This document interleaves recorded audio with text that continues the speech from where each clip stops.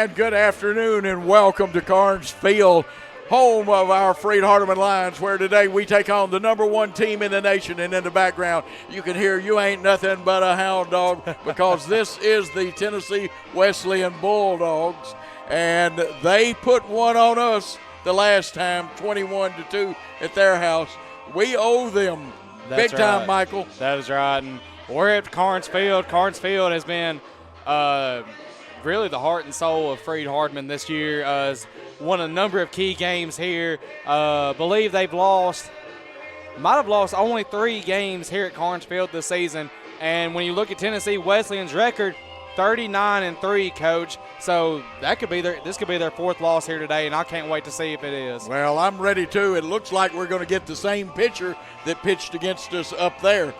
They've got some injured players. We've got some. Vaughn Watson will not be in the starting lineup, and his availability is probably slim and none, and Slim's ready to get on his horse. That is right, and I believe the injury is a twist, like a muscle strain or something. Muscle strain, and that I don't know whether it's in the oblique or which muscle, but it's one that it will take it a little time to heal. That's and right. We need Vaughn Watson, but Freeman's going to be in the lineup for him today. We'll tell you more about that. Saturday, a big day here. We came back from the depths of depression, I guess you'd say, by losing on Friday night, a game we would have liked to have taken all 3 because it's very important in the standings. And I saw where Cumberland of Kentucky actually lost a game.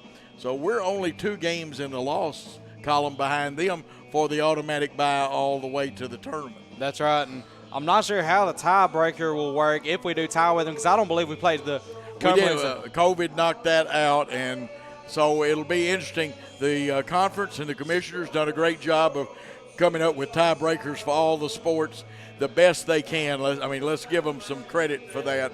And but we are looking forward to this game. We won 9-8 and 14-9. Of course, according to career stats for Josh Sears, it says he now has 62 home runs. That is right, and 16 on the season, which is now in the top 10 in the NAIA for home runs this season. Now, he is still, though, number 3 in the conference. Still number 3. Has 2 players with 18, one from Cumberland University who we played Saturday, and there is one from Cumberland's Kentucky who has 18. I believe Brian Lee, Tyler Stokes, and then right after that is Josh Sears. And, of course, some names from the past that he has either passed already, he's ready to catch. 2 of them I have worked with and known before. One of them is Jim Carter, who just got put into the Freed-Hardeman Hall of Fame. He's a coach in Nashville now, or actually out at Goodlettsville, I believe. He was at Hunter's Lane. And also at Jackson Christian School, which works with me and Paul. Also, Jackson Christian, a school that loves Freed-Hardeman very much, and Freed-Hardeman loves them. Brian Bullard's coaching over there, and you'll see Brian's name spread throughout the record books. Of course, there's a lot of other people, and Josh is not the only one chasing records. If Jacob Sawyer wasn't hurt, he would have already passed a couple of pitching records. Hopefully, We'll get him back for the tournament. Now, well, like I said, we won 2. We are 20-19 coming into this contest, 13-6 overall. Let's revisit, though, the contest up at Tennessee Wesleyan in Athens, Tennessee. First of all, we lost that one 21-2. They had the top of their order, their first 2 men, Bruce Giles and Carson Ford, both products of the Murray County area. One played at Columbia Academy. I will get this straight. One played at Columbia State, the other at Grace Christian over in Williamson County, but he's from Spring Hill. And those 2 young men were 6 for 7 that day. The leadoff hitter, Brian Giles, hit 2 home runs that day, going 3 for 3. And Carson Ford, the freshman, was 3 for 4, and that's pretty good considering he is a freshman player. Their pitcher was Robert Gonzalez. He went 6 innings that day and only gave up 3 hits in his stint. And then Trent Thrash came on and finished the game. It was a 7-inning game because of the 10-run rule. That's right. And Freed-Hardeman can't afford another run rule today. Already out of the national rankings. They were ranked 25, I believe, entering that game. And I believe that week they were knocked out of the top 25 rankings. But the rankings are nice. They are nice, but it doesn't matter anything when it comes to tournament time. They don't win ball games. You saw that year, if you remember, the year Vanderbilt won the national championship NCAA Division I. UCLA was the #1 ranked team, but Michigan knocked them out of the first-round regionals and was able to go to the championship game where they eventually did lose to that talented Vanderbilt team in 2019. Well, I've seen the unranked teams here in the NAIA come and win games in the tournament. Matter of fact, I want to say, and don't hold me to there are at least 2 champions that were unranked going into the NAIA Baseball World Series. And it's going to be interesting to watch that. The other factor is we didn't have anybody with more than 1 hit, and we only got 4 hits against Gonzales the first time. Now, we're home. We've had a chance to use the batting cage. We've got a good lineup on the field tonight. We'd love to have Von Watson on there, but again, we will go with what we've got and tell you all about that. But Neil Freeman will be your DH tonight, and he will follow Dominic Pisano. Neil's going to hit in the 6th spot, and we've gone back to something familiar. Bo Simpson moves back into the cleanup slot. And they're going to put Christian Busby, who has very good speed. He can run, and remember, if he hadn't gotten hit, he would have had a chance to hit for the cycle. That's right, and that was just we were all wanting that home run. That's all he needed to get to the cycle in that one game against Cumberland, but just could not get to that point, Coach. And to me, he had the hardest part already whipped. He had the triple. All he needed was the home run, and we know that Christian Busby is capable. That's right. But that was Saturday. Today is Monday. Non-conference game, but a chance for some redemption, a chance to whip the #1 team in the nation in NAI and to get some press, get some ink, get recognition that this team so deserves. If we weren't a mass unit, we'd be right up in the middle of it. The kids have played hard. The coaches have coached hard with a team that, like I said, we need Hawkeye Pierce and B.J. Honeycutt to come in with a mass unit to keep us on the field. That's right, Coach. And there's really no better day you could ask for than to get an upset against Tennessee Wesleyan, Coach. I mean, that's just – you don't get that many opportunities, if any, and there's only been 3 teams this season who have beaten Tennessee Wesleyan, and try to look at who all has beaten them this season. You had Columbia International beat them in a series on March 19th and the 20th.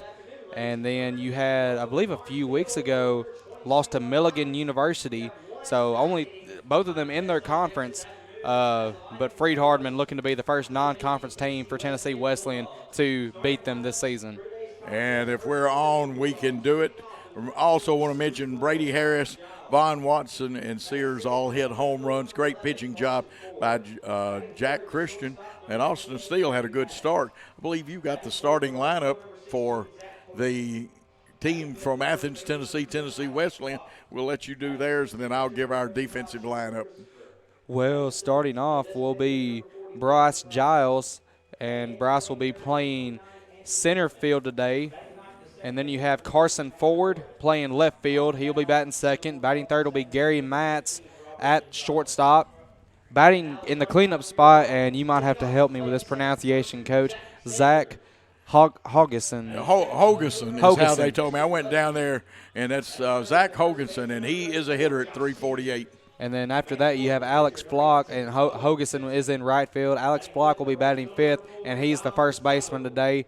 Shamoy Christopher, and I don't know if I'm saying that right either as well. So he will be batting sixth and playing behind the plate. Then their DH will be batting seventh, and their DH today is Dan Fry. Anthony Hickman will be batting eighth and will be at third base. And then batting ninth will be Jermaine Ward, and he'll be playing second base and batting ninth. And, of course, they have Robert Gonzalez today on the mound. Now, not all of them are starting today, but they have 9 hitters that have at least 25 games hitting over 300. The next man down, who has played in 37 games and started 34 of them, is not here today. Rodriguez, he's hitting 293. And that is a... I believe that Rodriguez did play against us. Yes, he did in that first contest, and he went 1 for 3 in that game. But it's very interesting. They've got the outfield in there.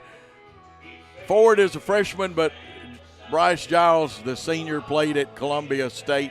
Did a great job up there. And Mo Grimes, I was told by Taylor Hodges, tell you, hey, Mo's got a broken leg. One of our biggest fans, tries to listen to every broadcast if he can.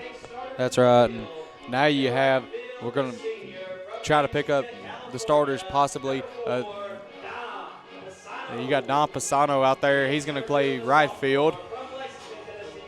And then you have Hunter Beecham playing center field. Dom's batting 5th in the lineup. Beecham at the number 8 spot. And then you have Christian Busby batting 2nd today. He'll be playing left field. Great outfielding selection today, Coach. Absolutely. And we're trying to get today's game to come up, and let's see what we've got on there. I believe that's Cumberland and Freed-Hardeman. I don't believe we need that one. Tell you what we're going to do. It may be easier just to go get it a second time. It is being scored on DAC Stats. Taylor Hodges in the press box with us today. Jeremy may be here a little later. He's on assignment right now. Plus, he has classes he has to go to every once in a while. You see our Freed-Hardeman team come out, and on the mound, Tyler Duskin, and I almost didn't recognize him. They're almost mistaken for our assistant coach, B.J. Vincent. Yeah, you could mistake him for B.J. And now America's Song.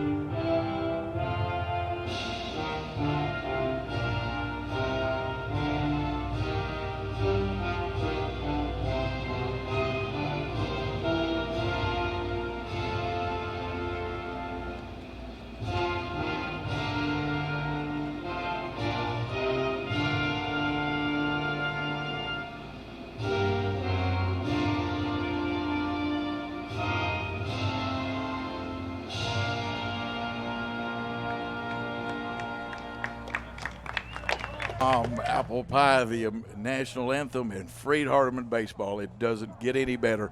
Right here from Carnesville. And, of course, the crafty left-hander who did a wonderful job in relief on Friday night is on the mound for us today. But he's got a task. He's going to face at least 7 300 hitters. That's right, but if you're Coach Estes, this is possibly one of the best decisions you can go with, because you don't need to tire out your main 3 starters for this weekend. Huey, you don't need to tire out Colton Hunt or Austin Steele.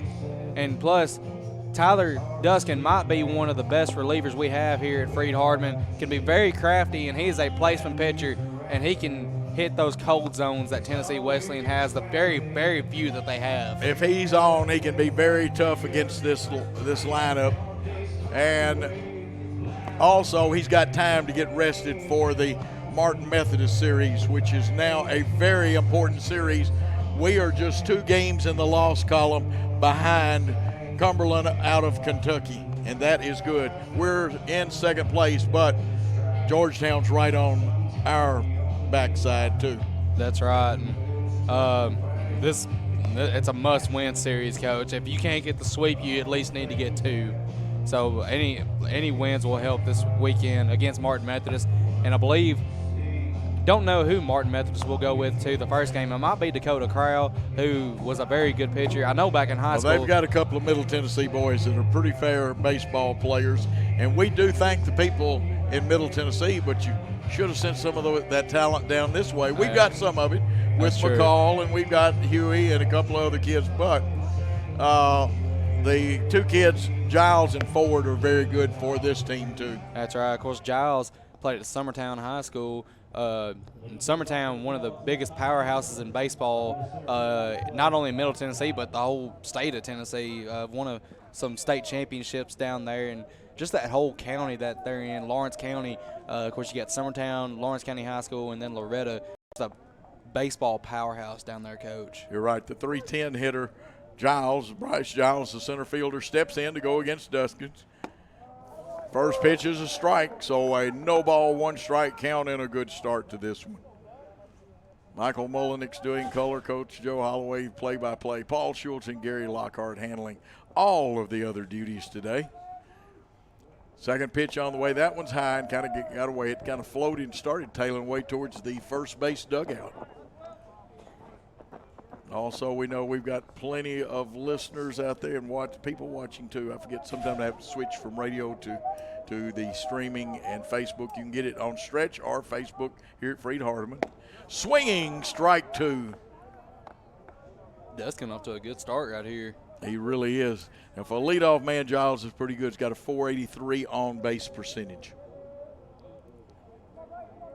Duskin eyes it. He's got his sign. To the plate.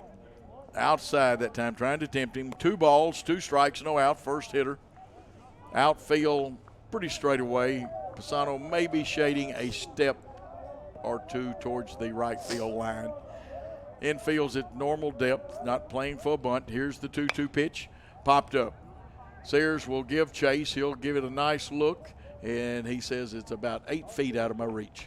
Now, I would bet money on him running through that wall, but he's not going to try that because we don't need any more injuries. That's very true. And Don Pisano said he might be the only one running through the wall. Well, he jumps over him too, doesn't he'll just jump over him. And, of course, you know Don Pisano. The tough thing is we call him the minister of defense, but I tell you what, the other 2 outfielders are pretty good too on defense out there. We've got 3 great outfielders. Here's the pitch. Oh, man, how did that one miss? Matter of fact, how did the guy take that one? 3 balls, 2 strikes, no outs. Bryce Giles, the center fielder, up there. I couldn't have taken that pitch. Because Duskin will try to come back and get him here. I thought he had him, but I'm not calling the game. Here's the pitch. Ball 4, it walked him. Now, will fully admit I have not looked at this young man's stolen bases, but we will check them very quick. Carson Ford comes up to the plate, only hitting .311 is what I have. The new updated stat says he's hitting .313. We'll check that. I think it's .311. He's a left-handed hitter with a runner on first. Sears holding him. And then a very quick snap throw, just the step and throw. Very quick calling card right there. Yes, well, that was more than a little message right there. And that was a big-time message for Bryce Giles. And the pitch is a strike. And Bryce Giles has 24 stolen bases. It's been picked off 4 times it's 24 out of 28, so it's been picked off 4 times as well. But they like to run there at Tennessee Wesleyan, so they won't mind. There's almost the good one, and I'm going to tell you what, even though he's getting back standing up, his first base coach had a couple of words of advice for the runner at first then. That is right. And that's the senior, Bryce Giles, over there. This is the freshman, Carson Ford, played at Grace Christian. Just missing, and I'm going to tell you what, the 2-2 pitch was interesting that made it 3-2. That is right. And but that would be crying over spilt milk. 1-1 the count, no outs. A runner at first. Infield's at double play depth. Ford at the plate. They must be a little high. I don't know. That's course, all I can say. I wasn't looking at the monitor out there, and I was I'm gonna looking have to watch it, yeah, because I'm watching like you the plate from up here. Let's see what the monitor shows. Great picture of the pitcher, the runner, the umpire, and the first baseman. We come back to the center field shot from Worthy Road Studios. He's going to first with it and getting back, standing up, but he's not getting a very big lead either. The only bad thing about throwing over a whole lot is some good base runners start to get a timing on you. That's where you got to vary your timing going to first. That is a strike. I was watching the monitor that time. That looked really good right there. Yeah. 2 balls, 2 strikes, no outs. There's a runner on first. We're in the top of the first. And I haven't looked back at that, how many they got in the first or what we did. Here's the pitch. Line drive foul down the first baseline, just barely out of play. And that one got there in a hurry. That did. And look, there's no bullpen people out there yet for Tennessee Wesleyan. Might have had some of them scrambling. Big Sun field today, and they carry a tremendous number of pitchers. Thought we had a lot. They've got, when they travel, everybody, they've got even more with them. Here's the pitch. Swinging strike 3 for the first out in the inning, and that will bring up Mattis. Now, Mattis is a dangerous hitter. Guarantee you he is. You don't want to mess with him. His on-base percentage is .553. He has 16 home runs, 57 RBIs, and right now I've got his average at .425. We'll check and see what the DAC stats bring us in a second. And he gets a check swing foul for a strike. That helps. We'll take all of them. That does. And try to get some more info on Gary Matz right here. Of course, the leading hitter on their team. .425 is right. Pitching him away again, and it's a 1 ball, 1 strike count, 1 out. He also has good speed getting up and down the baselines.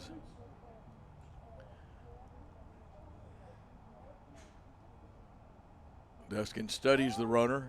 Now everybody will step off because it took a long time. Batter will step out, the pitcher will step back. Umpire calls time. We'll do it all again at 1-1.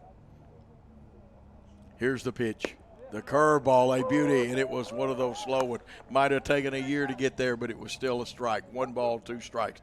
Impressive stats the young man has, isn't it? That's right. He started every game he's played this season. Of course, the .425 batting average, 16 home runs. Slugging percentage is higher than anyone on the team at .881. And that one is high for ball, too. Yes, that's he is a slugger. But the person coming up right behind him, just barely behind him at .833. So this is the power part of their lineup. And they have a lot of power hitters, Coach. They do. This one will come back and do it again. It's just fouled off. And I hope I didn't put that up. I had a sheet with some very interesting things about them on it. And where they rank. Look at the things they rank in the top 10, and not in the conference, in the nation. Just missing 3-2. Number of top 10 stats for them. Number 1 in fielding percentage, number 1 in opponent's batting average, number 1 in ERA, and number 3 in home runs per game, just right over 2 home runs averaged every game. Now, the good thing for us is we normally outscore people in the first inning. We're ahead, forgot how many runs, but we're ahead several runs ahead of the other teams. We also have been winning the 9th inning. We've outscored, now I know it's not a whole lot, but other teams 12-0 in the 9th. They're running, it's ball 4 though, or is it a strikeout? It is a strikeout. No, they're running, got a man on second. That's the 25th stolen base by Giles. And that strikeout is something you don't see Mattis do very often. He is the shortstop. That brings up Zach Hogeson. He's in right field, and it doesn't get any easier with him coming to the plate.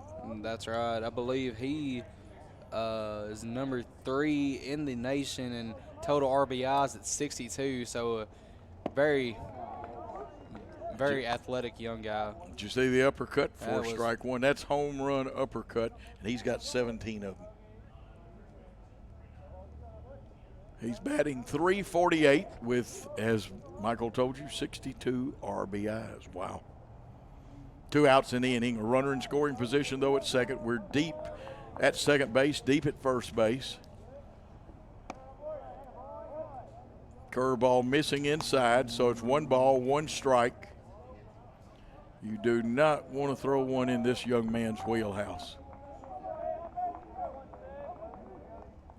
And leading his team right now in home runs was 17.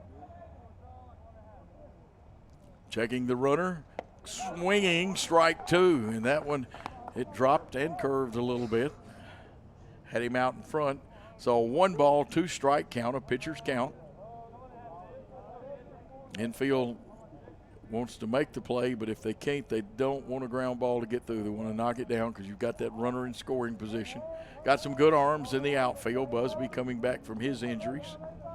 Pisano and Beecham have guns on them. Here's the 1-2 pitch. Foul tipped. We didn't hold it, so we'll do it again. Don't believe he actually meant to swing at that one right there. Oh, that was one of those excuse me jobs, or either I didn't mean to. Because when he swings, he wants to get his money's worth. That's right. We're in the top of the first with no score, but a runner on second and 2 outs. Hogeson, the right fielder, their leading home run hitter at bat. Whoa, Nelly, where was that one? That had to be an interesting call is all I'll say. Yeah. 2 balls, 2 strikes, 2 outs, the drama builds. There's a runner on second. Tyler Duskin, the tough left-hander, comes to the belt, checks the runner, comes to the plate. Ball up in the air, and he's directing traffic. Looks like Brady Harris takes charge, gets the one-handed catch, and gets the out. So there was no runs on no hits, no errors, 1 man left on base, and at the end of a half inning of play, it's Tennessee Wesleyan nothing. Freed-Hardeman coming to bat. Chase Animal Hospital is a full-service veterinary hospital which performs well and sick patient exams, hospitalization, surgery, boarding, doggy daycare, and grooming. We are located in Huntsville, Alabama, the Rocket City. We can take care of all dogs and cats as well as some livestock animals. Our current veterinarians on staff are Kevin Crabb, Zach Knight, Elizabeth Harville, and Wesley Clendenin. Visit our website at chaseanimalhospital.com or check us out on Facebook. We look forward to taking care of all your pet's needs.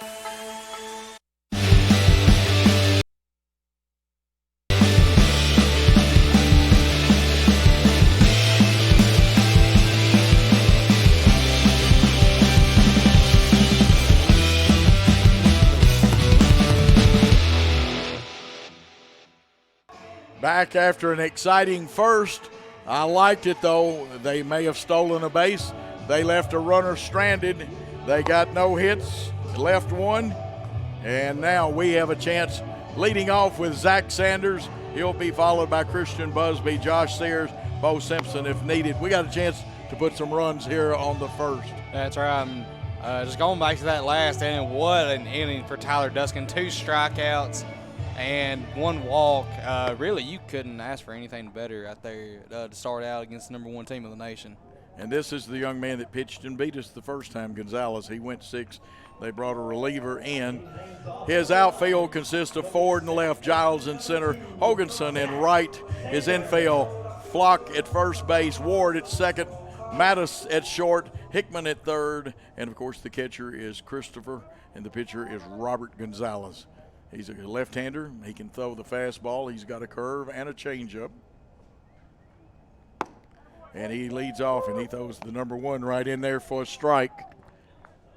And Gonzalez on the season. Try to get his pitching stats here. Sanders in the hole, 0-2 now. He came into this game with a .312 average. His on-base percentage, .394. I think he has pitched 46.2 innings. His earned run average is 1.35. That's right, 7-0 on the season on 8 games started. Has appeared in 11 and has got 1 save as well. And the umpire goes down for his own safety as Sanders gets a hard one but foul. And this shows us a lot of respect, sending a 7-0 pitcher up a second time against Freed-Hardeman. That's right, and of course, they have only 2 people that have losses this season. They have a guy that's 2-2 and another guy that's 2-1. Other than that, you got everyone else that's undefeated. And up in the air, out into left center, but I think the air's going to hold it up, and the center fielder takes it for the first out. Gave it a ride, but not far enough to reach the fences, and it brings up Christian Busby, the left fielder, who was 3 for 3 his last game, not against this team, but against Saturday's opponent, Cumberland, out of Tennessee. Christian just now, though, rounding back, starting to round into shape after an injury. First pitch on the way to Busby. He fouls it back, straight back over our heads. He says, I'm ready now. He steps out of the box, gives the third base coach a good look, and then steps back in. 0-1 pitch. And the umpire says that one got the inside corner. Interesting call. And I believe we are using 3 umpires today, normally in non-conference games, and this is non-conference. Just use 2. That one is outside. And I'm still thinking about consistency. There's the word for the day, consistency. The 1-2 pitch ready to come, and it's a ball. Gonzalez on the mound. Robert Gonzalez, the pitcher, and he is a good one. The 2-2 pitch on the way. Takes something off of it. Busby's out in front and strikes out for the second out of the inning. That brings up Josh Sears. And this is how teams like to see Sears. There's nobody on. If you don't get him out, and you can try to make him hit bad pitches here. I mean, they may be strikes, but it's not necessarily in his wheelhouse or groove.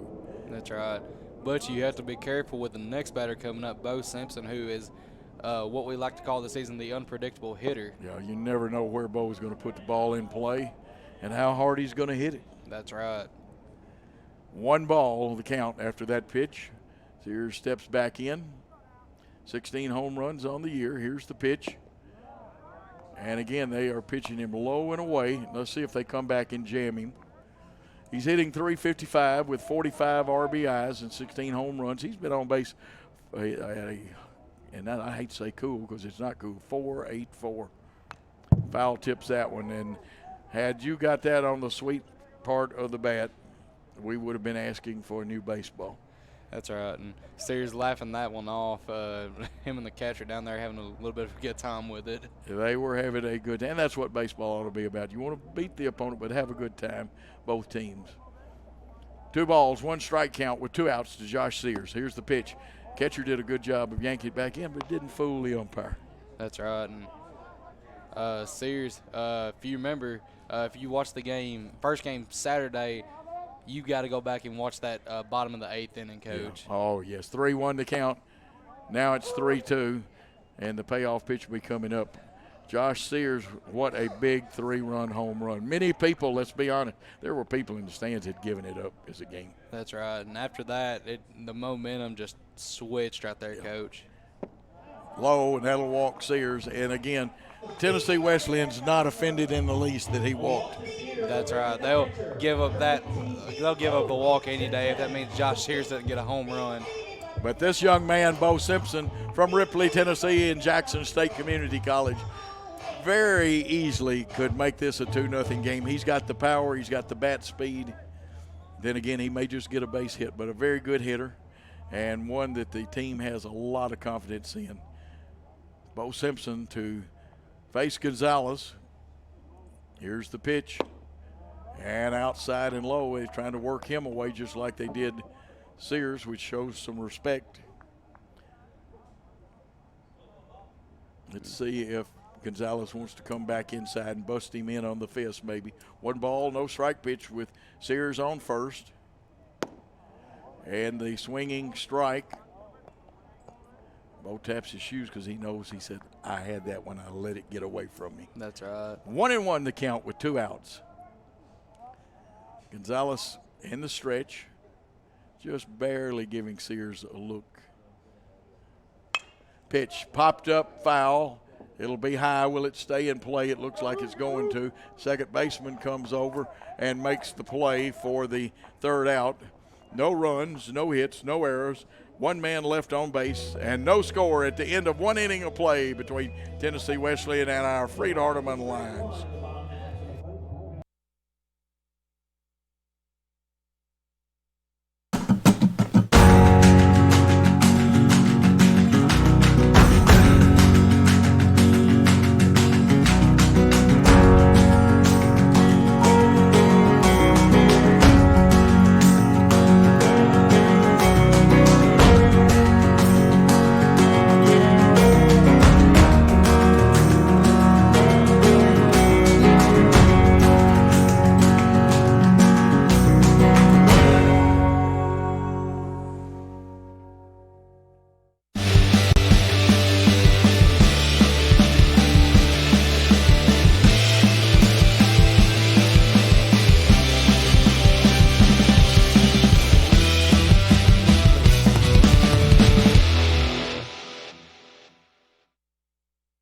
A good first inning for both teams. Both teams left runners on bases. Set 4 men to the plate, and we're in the top of the 2nd. And up to bat, we'll start off for Tennessee Wesleyan will be Alex Flock, and try to get some more information on Flock. Well, Flock is their first baseman, a very good one, hits left-handed, and he has 10 home runs and an on-base percentage of it's either 487 or 497. And he's also one of those gentlemen that's over 300 with his batting average. Let's see, Alex Flock. Which stat were you trying to figure out right there, Coach? Flocks is actually hitting 395 with 39 RBIs, 10 home runs. See, I have his own base percentage, I think, now at 513. Okay, it could be. Right, I was just going by what the DAC stats had given me. And you have a printed sheet. I think that's right. We might ought to take the printed sheet. Where's number 10 hits left-handed. Tyler Duskin on the mound. And he struck out 2 in the previous inning. That's right, and what a great start for him. Flock is a senior from Georgetown, Indiana. And he hits one. Let's see. Pisano gets it right as it's sinking for the first out of the inning. A liner to our fine right fielder, Dom Pisano. He's got excellent speed. Matter of fact, today I have 3/4 of a track team or a relay team for track out in the outfield. I just need me another sprinter. Now here comes a big guy to the plate, Christopher, the catcher. Shamoy Christopher, and he is strong. Pitch is outside to him. Christopher's batting only 321 with 5 home runs and 27 RBIs, on-base percentage of 413. Duskin's pitch, swinging strike 1, so 1-1. Duskin has been masterful so far. That was a crafty pitch right there, Coach. Is all you could say about that one. Now you did say crafty. Crafty. Okay, just wanted to make sure. Yeah, we got to specify some things here. This one smashed on the ground. I don't know what, but the hardest working man here now today is Mike McCutcheon. He finally taken a break. He had the hammer. He had all that duct tape out there. You know, you can repair anything with duct tape. That's right. You can fix it. 1-2 pitch just about to come from Tyler Duskin. There it is. A swinging strike 3. Boy, did you see Bo come out of there throwing that baseball. That's got the Freed-Hardeman fans going here today. Not as big of a crowd as we had this weekend, but you can expect it to fill up as the game goes on. There, it will fill up because remember, y'all still had classes. You came straight from class. I came straight here. And wearing number 40, Dan Fry. He's the DH. Hits left-handed. Pitch low, and it had to be blocked after it had crossed the plate, but Good job. Bo Simpson always does. And, of course, Fry, another one of those plus 300 guys. He only has 4 home runs and 19 RBIs. But he does a great job with the bat. I think he's hitting 330. Let's see. They say that one missed for ball 2.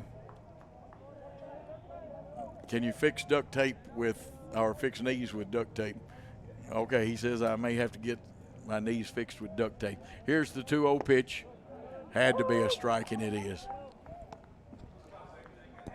Huh? Yeah, just don't hit my knees with the hammer.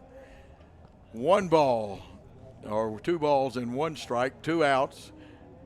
Duskin's pitch, mighty close. Mighty close. That had a lot of curve on it right there. I thought it was going to end up hitting Fry, but it ends up going near the batter's box line right there. 3-1 on Dan Fry, the DH for Tennessee Wesleyan Bulldogs. He smashes one, and it just barely gets through the glove. Can we make the race?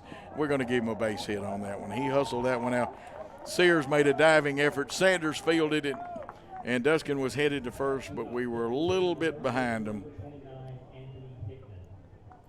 So runner at first and 2 outs, and Anthony Hickman comes up there. And Hickman, the junior from Klein, Mississippi. I think that's how you say it. No, it's Kiln, Mississippi. Yeah. And try to get some of We get a little break. He only hits 280. That's right. It was 6 home runs. This one way up in the air, but I'm talking about way up in the air. Sunfield, Busby shades his eyes and gets it. Does a great job. No runs. No, let's see, 1 hit, no errors, and 1 man left on base. So at the end of 1 1/2 innings of play, it's no score. We'll be back with the bottom of the second on the Freed-Hardeman Sports Network after this. My name is Clay Leonard. I preach for the Church of Christ in Paris, Kentucky, and I'm a student in the Graduate School of Theology at Freed-Hardeman. I think the quality of scholarship at Freed-Hardeman, as well as the camaraderie that is shared between the students and the professors, sets Freed-Hardeman apart. I'm already using my degree in so many ways as I preach, and I hope that it will continue to challenge me to be the best student that I can and the best preacher that I can.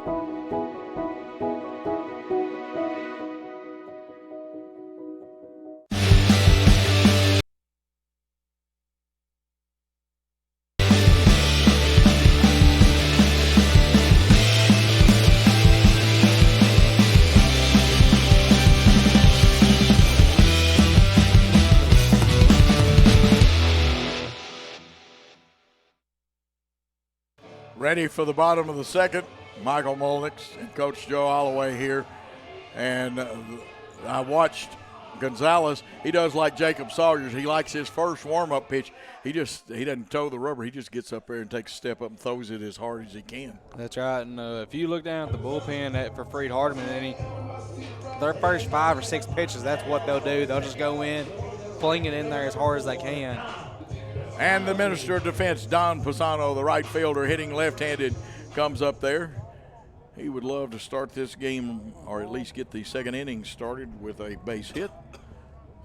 He'd even take getting on by error or a walk. Anything you could take here today, you need to take it, Coach. Just outside, lefty against lefty. Gonzalez, a strong left-handed pitcher for them. Outfield pretty well straight away, infield at normal depth. No runners with no outs on. There's a healthy swing, but low and inside. That's a tough place on left-handed hitters to hit that ball. You want to take it and drive it, but Ted Williams used to say you hit about 218 on that pitch. 1-1 pitch, swinging strike. That one high, and that one's the one you love to swing at. Looks like a beach ball coming up there. Finishes as an aspirin when it gets to the plate. That's right. 1 ball, 2 strikes. Gonzalez, fast worker, throws one with a little taken off of it. It'll be a foot race to the bag. Pisano beat him for the first base hit. Gonzalez might want to walk away from the umpire. His teammates pat him, and there's a base hit. And now you have Neil Freeman, who I believe is coming off of an injury, Coach. Neil, good to see him in the batter's box. We miss Vaughn Watson. wears number 30. Of course, Vaughn wears 33. That's right. And Maybe there's something magical in those 30 jerseys. that's right. And Neil, after Vaughn graduates after this year, I believe Neil will be Vaughn's, I don't know if you say replacement or what you would call it, but he could be the one that helps Freed after Vaughn leaves after next season. Yeah, the DH is such an important position now. It's become part of the institution of baseball. I think after this year, even the National League will go back to using. They used it last year in the COVID-shortened year. One runner on with no outs. Pisano facing that left-hander. And you got him leaning back. We foul the first pitch off, and they got Pisano leaning back just a little bit. You got to figure lefty's out. For everybody except for the late, great Lou Brock, he said left-handers were easier for him to steal on than right-handers. Everybody else, they're tough to steal on.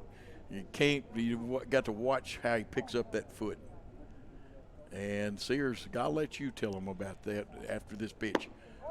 That pitch is a strike for strike two, and here's something big from Michael. And we just found out earlier today, Josh Sears was named the Mid-South Conference Player of the Week, as the league announced Monday after 4 strong games at the plate this past week. The two-time All-American hit 67 in 4 games, including 5 home runs. 0-2 pitch got him, though, taking that one. Caught looking, Neil Freeman for the first out, and that brings up Dylan Lott. Great honor for Josh Sears. That had not come out when I had left home, and I'm glad to hear. He had a big weekend now. That's right, and that big weekend included a go-ahead home run to help us get that game win in Game 2 of the series against Cumberland. Yeah, that's the game-winning hit people like to get, and then we held them in the ninth. I believe went 3 up and 3 down, didn't they? Believe so. Here we go. Swinging strike, and I'm going to be honest with you, Dylan Lott wanted that one. Dylan, we are very proud of him. After the season is over and he graduates, he will be going to the Marines. He's already graduated from Officers Candidate School. And we were talking about the national anthem, but here's the swinging strike too. And he says he gets a lump in his throat every time he hears the national anthem. Most real Americans do. And it's a good song. It represents a great country, and we're afforded the privilege of having great teams like Freed-Hardeman and Tennessee Wesleyan. The 0-2 pitch with 1 out. Gonzalez taking a little longer this time. Foul tipped it, hanging in there tough because he took a little off of that curveball. That's right. So Dylan Lott would love to advance the runner right now, who is Dom Pisano. Let's see what happens. The 1-2 pitch. And it's swinging strike 3. So 2 straight strikeouts, and that's going to bring up Hunter Beecham. And that's now 3 strikeouts on the day for Gonzalez, Coach. 3 for Gonzalez, and I believe that Duskin has 3 for Freed-Hardeman. 2 outs, so running with the crack of the bat will be Dom Pisano. Hunter Beecham capable of the long ball. He's got 4 home runs this year. Foul tips that one off. And Christopher was looking for it, but he got all the way back to the screen. 14 RBIs for Beecham. On base percentage of .323. He hits .230. Can run like a deer. That's right. We saw him one game. Looked like it was just going to be a single, but he ended up turning into a double. He did. With the speed that he had. Yeah. 1-1 the count. We've seen him actually gain steps on runners ahead of him. You better run hard if Hunter Beecham's behind you. That is right. 1-1 the count with 2 outs. Runner on first. Gonzalez comes to the belt. He takes a long time, but it's not a balk, folks. Outside, so it's 2 balls, 1 strike. A very patient Hunter Beecham up there at the plate. They're playing him pretty well straight away. Infield at normal depth. Shorten up just a little so they can cover in case Pisano steals. 2 balls, 1 strike pitch. They go to first with it. Pisano back easy. He probably could have done a cartwheel and got back in there. That's right. But again, let me caution you, that's not the good move to first. Here's the pitch to the plate. Swinging strike 2, they throw down, and this one a little closer because you take a little hop towards second when the pitch is on the way. Now it's 2 balls, 2 strikes, 2 outs, 1 runner on. The hitter, Hunter Beecham, would like nothing to drive one into one of those power gaps. Gonzalez comes to the plate with it. Hit on the ground, but at the shortstop, takes the big hop, and they go 6-4, and that ends the inning. No runs, 1 hit, no errors, 1 man left on base. We'll come back with the start of the 3rd inning after this. The reason why I pursued my BS in nursing is because I wanted to give back to the community. I wanted to take back, I wanted to give care to all the patients that I had taken care of previously in the past. I wanted to gain more experience and education. Freed-Hardeman is local here in Dixon, Tennessee. I noticed that they had a 100% pass rate for the past 3 years, and I knew that Freed-Hardeman would be a great fit for me.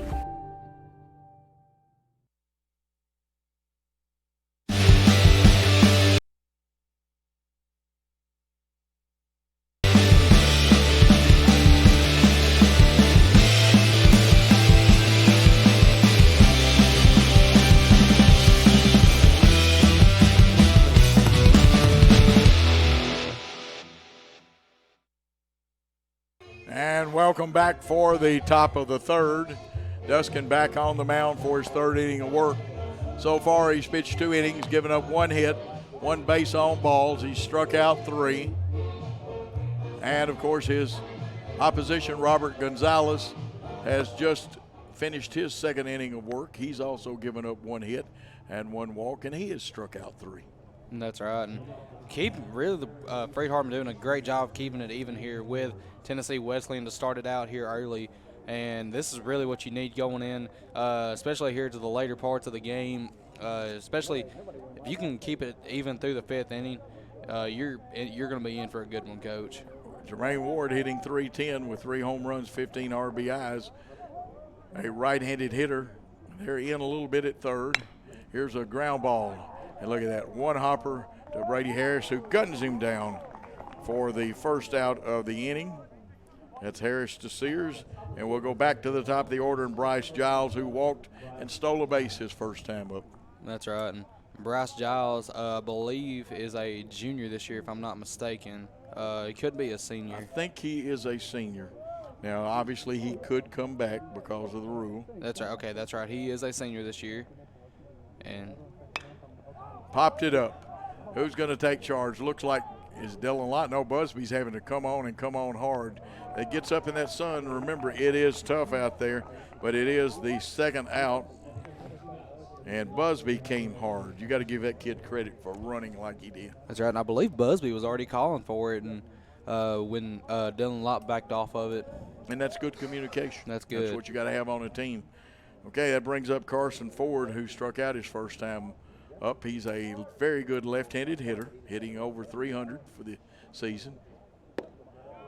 And I believe it's a strike. I think he started most of their games. I believe so. Carson Ford has started every game he's played, 38 games started out of 38 games played. Outstanding for a freshman. He's from Spring Hill but went to Grace Christian. Oh, man, if that wasn't, and I don't, I'll let the umpire explain that one to you. We'll run down and get a taped interview with him why that wasn't a strike. And mercy. Can we go to the replay on that one? I don't think I want to see it again. It was a strike. It's a little bit behind, but you can see it on that replay. Swinging, strike 2. That could have been a swinging strike 3. Interesting call. Umpire still got the best view of it, but that doesn't mean I have to agree with him. That's right. Now it's 1-2 with 2 outs. Duskin has the hitter. This is a pitcher's count. Carson Ford behind. Outside. Some of the fans wanted it with a yes, sir, but no, that one was a ball. The earlier pitch wasn't. That one I may not let go. 2 balls, 2 strikes, 2 outs. Duskin ready. Fires to the plate. A swinging strike 3. What a job. A great pitch No runs, no hits, no errors, and no one left on base. The score at the end of 2 1/2 innings of play. Tennessee Wesleyan nothing, the Lions nothing, with Freed-Hardeman coming to bat on the Freed-Hardeman Network.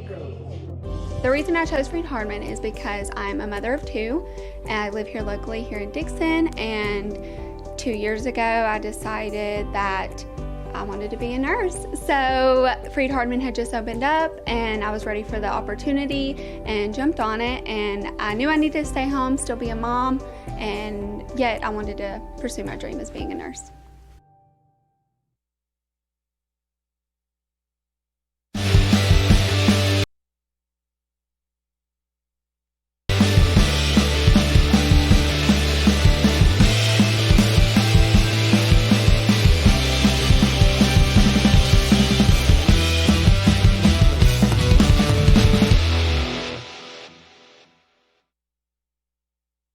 We are back for the bottom of the third here at Carnes Field at a beautiful university, and 2 great baseball teams knocking heads today. No score through 2 1/2, Michael. And that is truly remarkable. What Freed-Hardeman is doing here today, they're hustling for fly balls. They're just doing everything they really need to be doing. Now we just need to get the bats rolling, Coach. Absolutely. And coming to the plate, a young man who had a home run the other day, Brady Harris, and it was a big home run that he had. It went a long distance. We didn't get an exact tape measurement, but it traveled well over 380. Here's the first pitch from Gonzalez. A swinging strike one, had him out in front a little bit. In right field, it's 315. In right center, 345, 390, but the 15-foot fence to dead center, 360 to left center. Here is the 0-1 pitch for a called strike, and down the left field line, it's 330. Now, you know the lines at Wrigley Field are 330.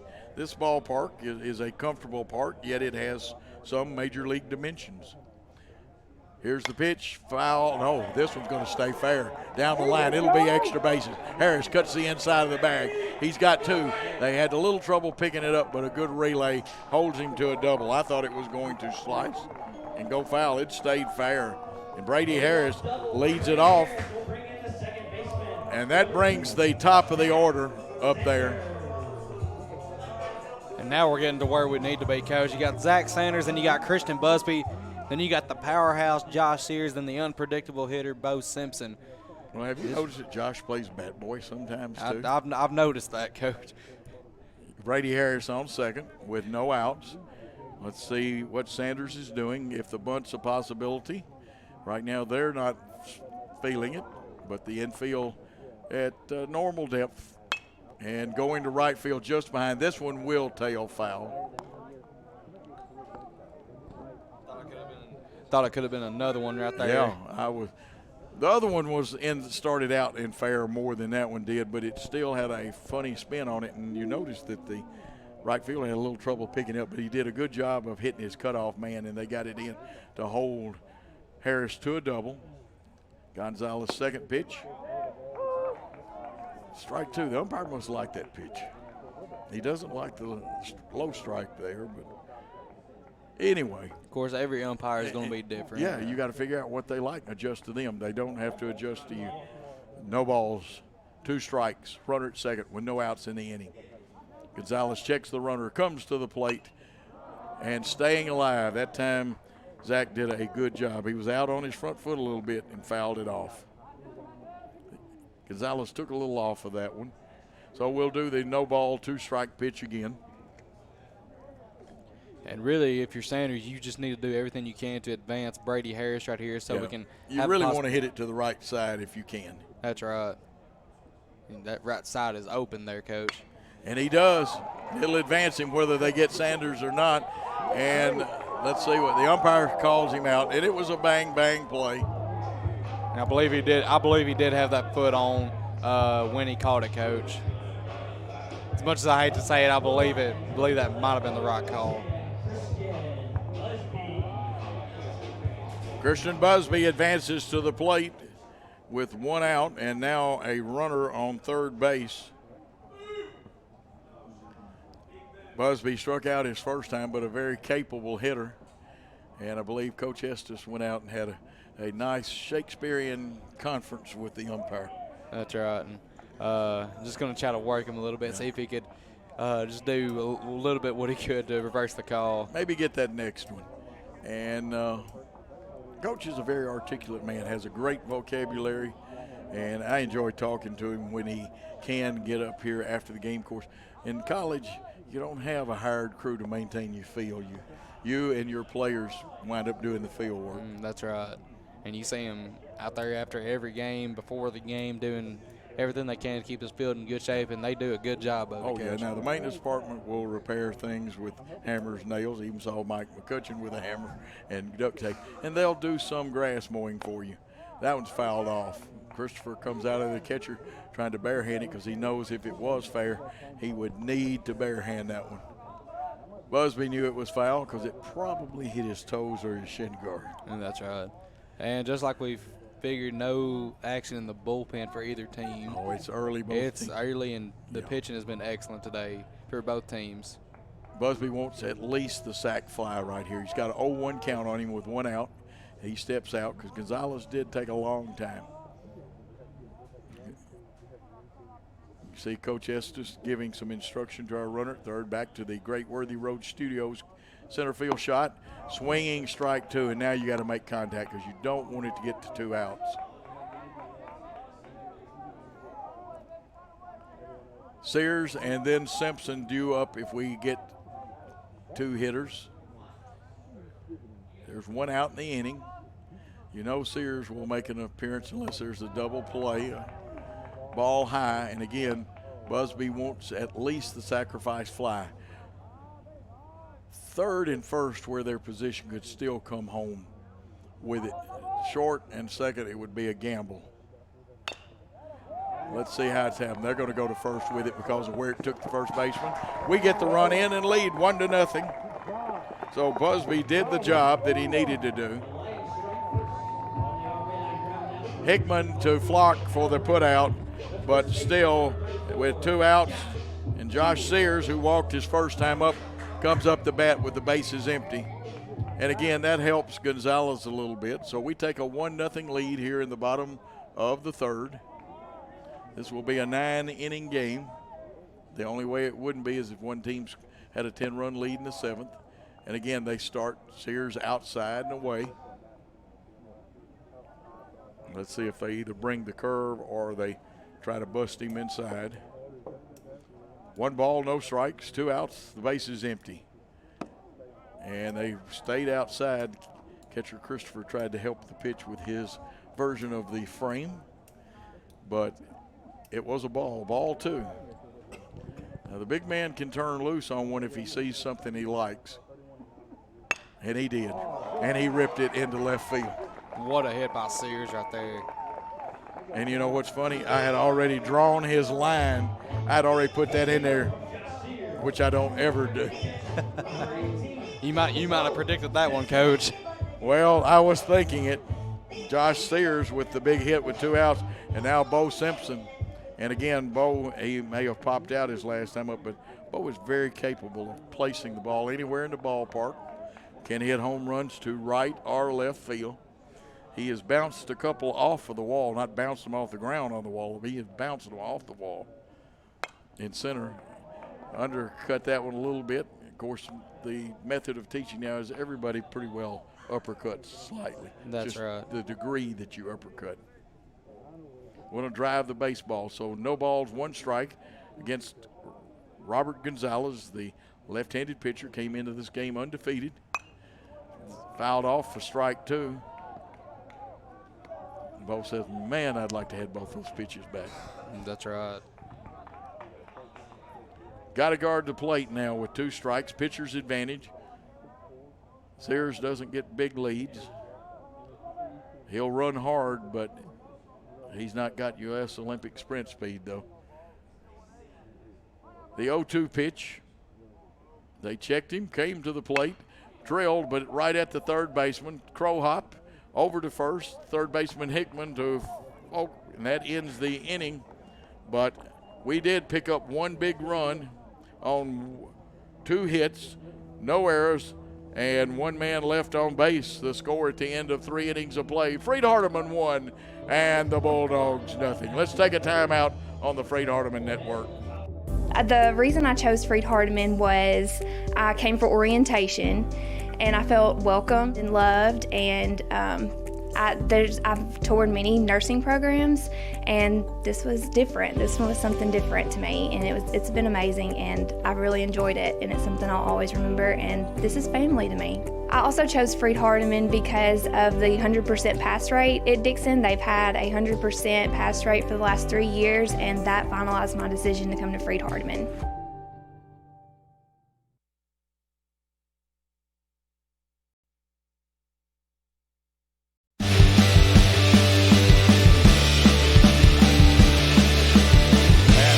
Back here.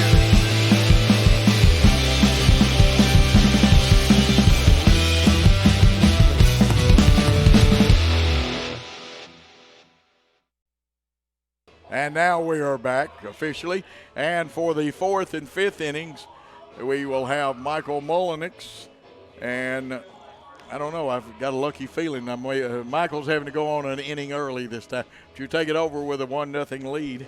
And we are back here on the Freed-Hardeman University Sports Network with Gary Mattis up to bat for Tennessee Wesleyan here.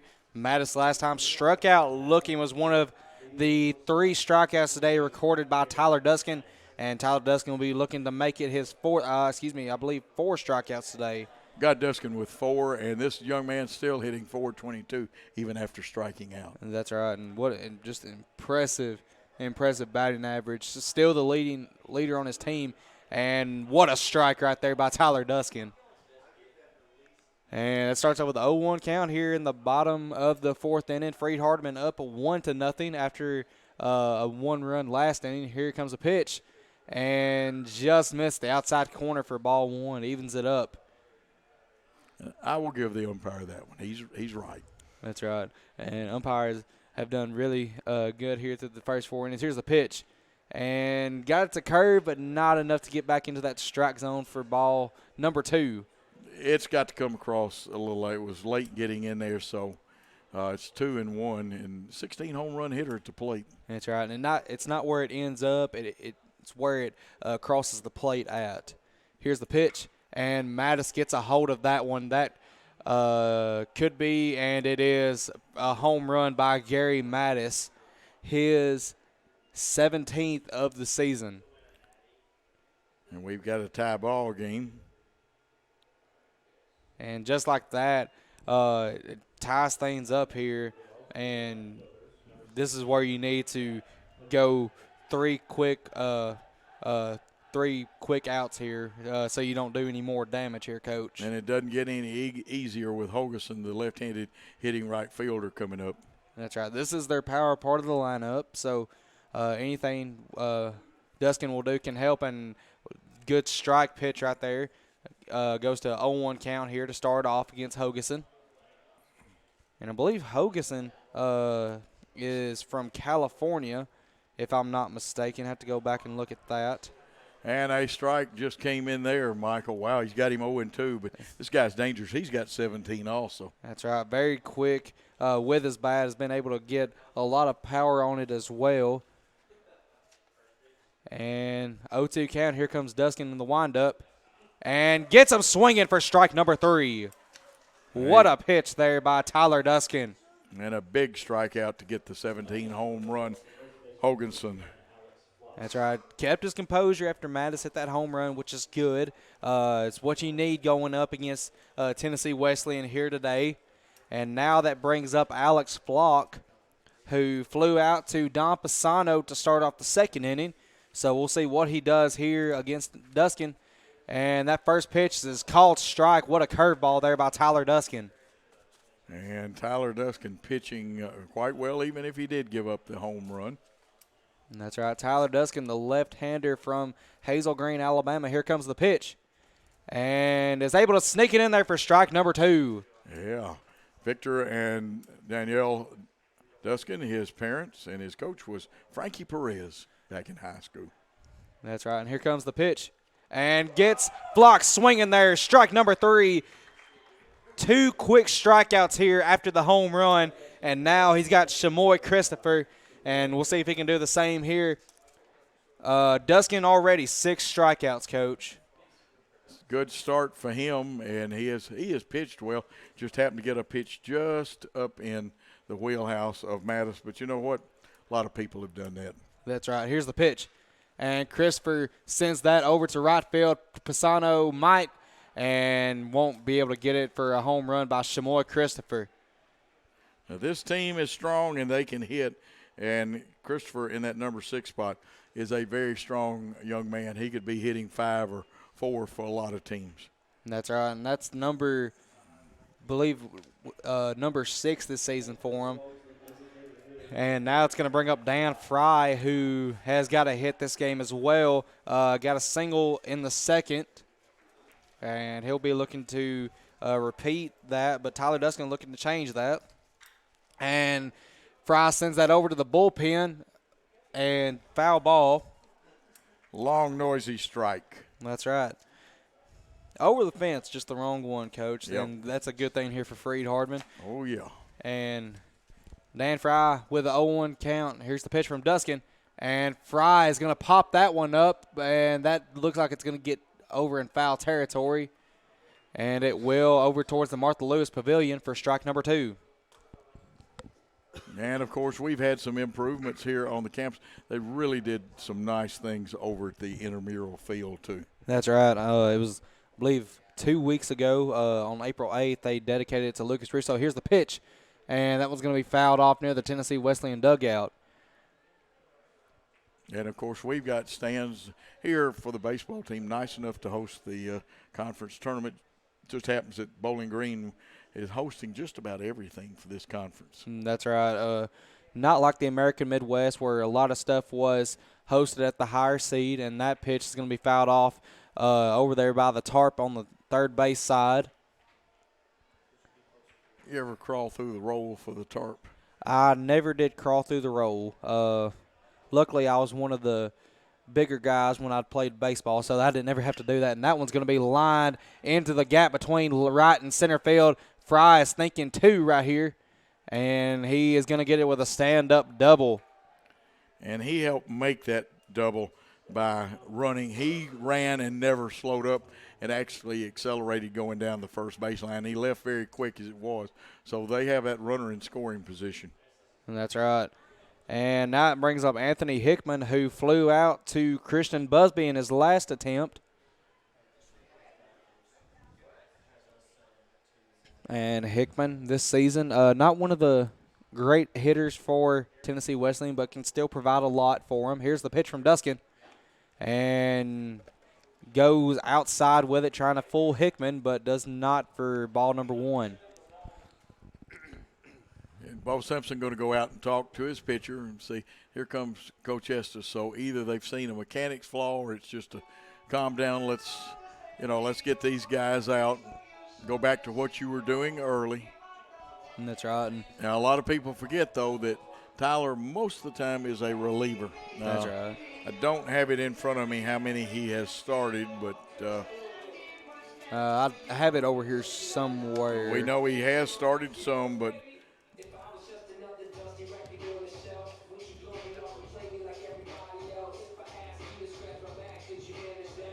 let's see. I have Tyler Duskin has started. This is his first start of his career of the season. He was due to start, and we had a rain out. That's what it was. So. Okay, so his first start, and he's done well through 3 innings. They've gotten to him a little bit in the 4th, although he opened up. Other than the home run here in the 4th, he had 2 strikeouts. But then Christopher came back and got a home run and now a double. So a little conference. Don't see any action yet. But if you look at the 4th inning for Tennessee Wesleyan here, this season combined 90 runs in the 4th inning, and that one's going to be popped up. And don't know if Bo will be able to get to that or not. Doesn't look like he will. And that's going to be over the fence, just the wrong one again. What do you say, about 2 feet behind the screen? Probably about 2 feet, if that.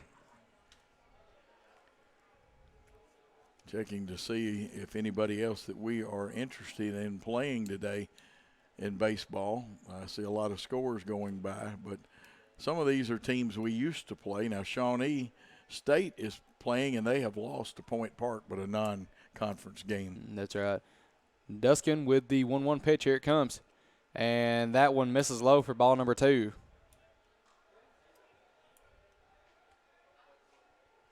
Now, I know that Tennessee Wesleyan plays in the Appalachian Conference. That is right. And, of course, they are an East Tennessee team, so they not sure how tough their conference is. And he gets Hickman fooled on that one, Coach. He does. Evens the count back up at 2-2. Just a runner short of a Deuces Wild here. Yep, and 2 outs. Well, they played, I know one of their conference championships was won playing in the ballpark in Kingsport, Tennessee, which is a very nice park. They used to have a single A or rookie league, minor league franchise in Kingsport. That's right. And Duskin with the 2-2 count. Here it comes. And that's going to be grounded out over to Brady Harris. Brady Harris to Josh Sears in time for out number 3. And that's going to end the top of the 4th inning here. Tennessee Wesleyan able to get 2 runs off of 2 solo home runs by Christopher and Mattis. And we will be right back here with the bottom of the 4th with your score, Tennessee Wesleyan 2, Freed-Hardeman 1 on the University Sports Network. Chase Animal Hospital is a full-service veterinary hospital which performs well and sick patient exams, hospitalization, surgery, boarding, doggy daycare, and grooming. We are located in Huntsville, Alabama, the Rocket City. We can take care of all dogs and cats as well as some livestock animals. Our current veterinarians on staff are Kevin Crabb, Zach Knight, Elizabeth Harville, and Wesley Clendenin. Visit our website at chaseanimalhospital.com or check us out on Facebook. We look forward to taking care of all your pet's needs.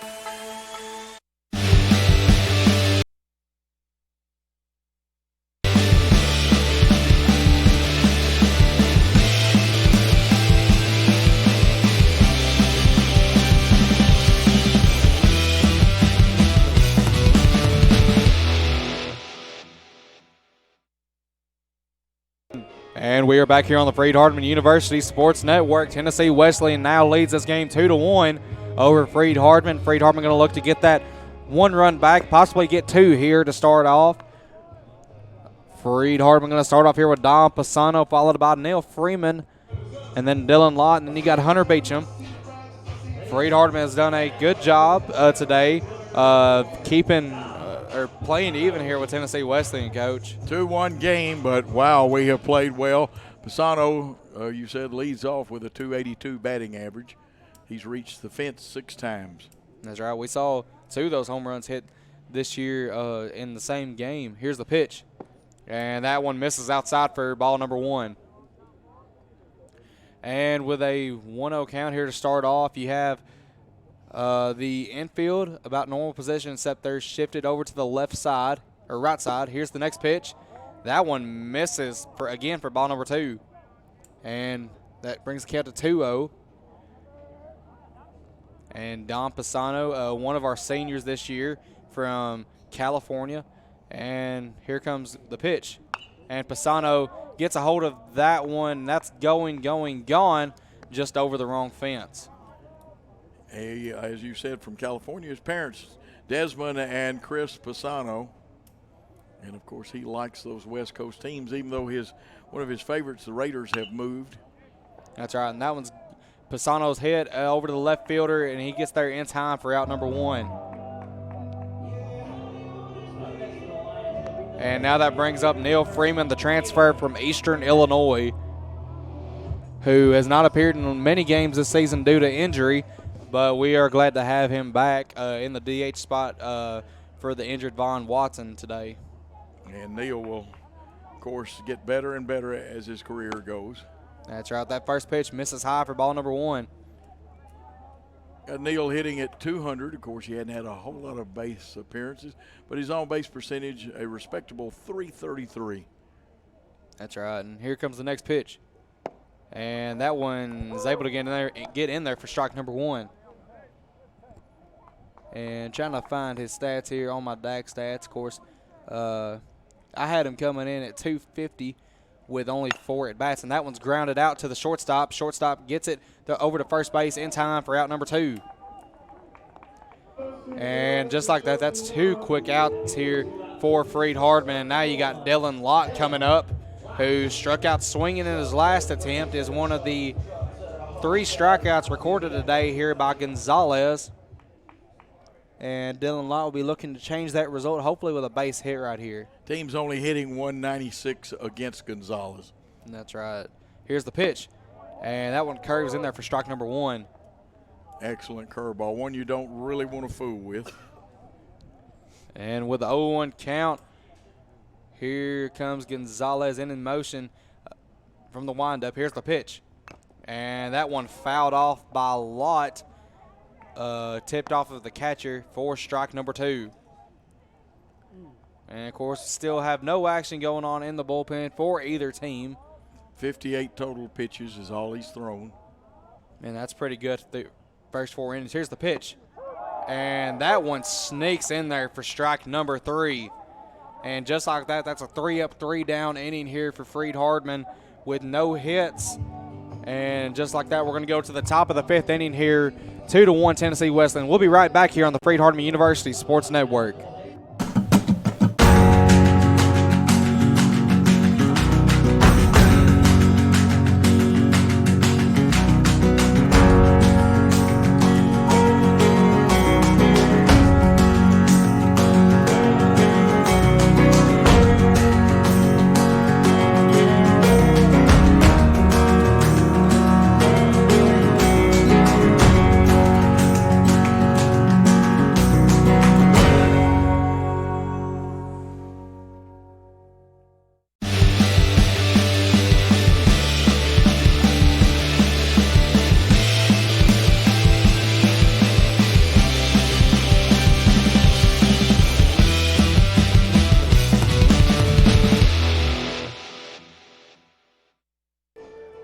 And we are back here on the Freed-Hardeman University Sports Network.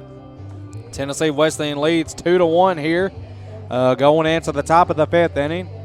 Was able to get 2 runs that last inning off of 2 solo shots by Christopher and Mattis. And they ended up with 3 hits that inning.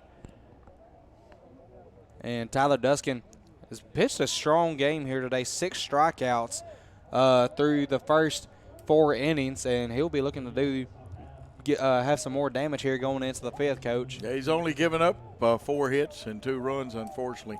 They were 2 long balls. The first one you were kind of waiting for because Mattis is that good a hitter. I think someday you may see Mattis on TV.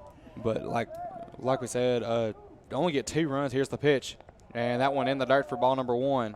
Jermaine Ward, who has some speed, the second baseman, showed bunt, didn't he?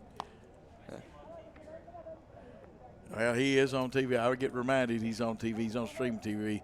Unfortunately, our pictures are as good as CBS, ESPN, or others, but they have the network.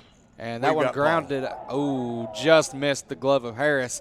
And Busby will field that, get it into the infield as quick as possible. And just like that, there's 1 runner on here with Bryce Giles coming up to the plate. And Bryce Giles, the senior out of Summertown, Tennessee, one of the biggest baseball powerhouses for the small class division in Tennessee. He had 3 home runs against us in that game at Athens, Tennessee. That was just a strong game for Bryce Giles. And 3 for 3 for him, and then his counterpart, they go to first, and this time we're making him dive back. Now, there are no outs, and this is back to the top of the order where the original damage started a while ago. That's right, and you see the first base coach there had a couple of words there for Ward. Tyler Duskin, here's the pitch. Oh, never mind. Had me fooled right there. Well, I think they're running with Ward. Maybe not this pitch, but no later than the second pitch. Edges off. And fastball in there for strike number 1. And Jermaine Ward, I believe one of the leading base stealers for the Tennessee Wesleyan team, if I'm not mistaken. Have to go back and look at that. Well, I know that Giles has stolen, 25 now. That's right, and that pitch misses outside for ball number 1. And Ward only 14 stolen bases this season, 11 stolen bases this season out of 14 attempts. That's not bad, only 3 times caught. That's right. And Tyler Duskin is going to go from the stretch here with a 1-1 count. Here, oh, never mind. He's going to keep on fooling me through this game. Well, they smell the same thing we did. Now, let's see. I don't know. I've turned my head. I don't know if the coach took the sign off. I couldn't tell if he did or not. I was not paying attention right there. Here's the pitch. And Giles bunts that down and don't believe anyone's going to get to that in time. That was just a good bunt by Giles. I mean, there's only way you could have gotten to that is if you jumped on it perfectly. And unfortunately, Freed-Hardeman could not get the out right there, so that's going to go down, I believe, as a single, if I'm not mistaken. The pitcher almost has to feel that one. And if Sears goes after it, the only real hope, even though your pitcher's supposed to continue to first, would be for the second baseman to cover it. It was placed perfect. You couldn't have rolled it out there any better. That's right. And Duskin going to go for a calling card pickoff move to second right there. And this is Carson Ford, the freshman from Spring Hill, Tennessee, who went to Grace Christian over in Williamson County. Here's the pitch. And that one in there for strike number 1. And if the folks that don't know that, that school's close to Leaper's Fork. And that's right. That's a very good school now in the Division II part of the TSSAA, which is known today as the private school division. Tyler Duskin with a 0-1 count. Here's the pitch. And he gets forward fooled right there with strike number 2. And 0-2 count now to start off here. And I believe he articulately turned around and asked Mr. Umpire, was that really a strike? That's right. Now we have some action going down in the Freed bullpen. That looks like Connor Creasy. And Duskin, here's the pitch. And just missed. I would like to know where that one was. And, of course, we got the live action going on right here on the real stream, or on the live stream, excuse me. Here's the pitch from Duskin, and Ford gets a hold of that one, and that one's off the scoreboard for a 3-run bomb by Carson Ford. Now this is what they can do to you. They can score runs in bunches because just about everybody in their lineup's capable of hitting the ball out of the ballpark. And that's right. And just like that, the score goes from 2-1 to 5-1 real quick here. And that sometimes takes a little steam out of you. There's still no outs in the inning. And now that brings up Gary Mattis, who had a home run in his last attempt. Here's the pitch. That one just missed for ball number 1.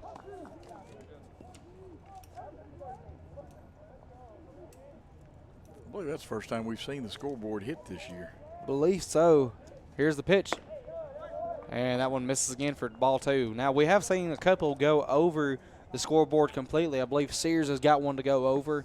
And I believe Don Pisano in that one game, he got a couple to go over. And here's the pitch. And Mattis gets a hold of that one to center field. And that one clears the center field wall for home run number 2 on the day for Gary Mattis. And now the score is 6-1 Tennessee Wesleyan off of 2 back-to-back home runs. They are teeing off third time around for some of these hitters, and momentum has changed their way, and they're providing their own cheering section. Obviously, they're a long way from home like we were. And here comes Coach Estes out to talk this second trip, so there will be a change. That's right. And, I guess that is going to put a day for Tyler Duskin. And now we have coming out to the mound Connor Creasy. From Milan, Tennessee. Milan, Tennessee, one of our closers this year. But that will be a day for Tyler Duskin. 6-1 your score. Tell you what, while he takes a few warm-up pitches, let's take a very short timeout here on the Freed-Hardeman Sports Network. My name is Clay Leonard. I preach for the Church of Christ in Paris, Kentucky, and I'm a student in the Graduate School of Theology at Freed-Hardeman. I think the quality of scholarship at Freed-Hardeman, as well as the camaraderie that is shared between the students and the professors, sets Freed-Hardeman apart. I'm already using my degree in so many ways as I preach, and I hope that it will continue to challenge me to be the best student that I can and the best preacher that I can.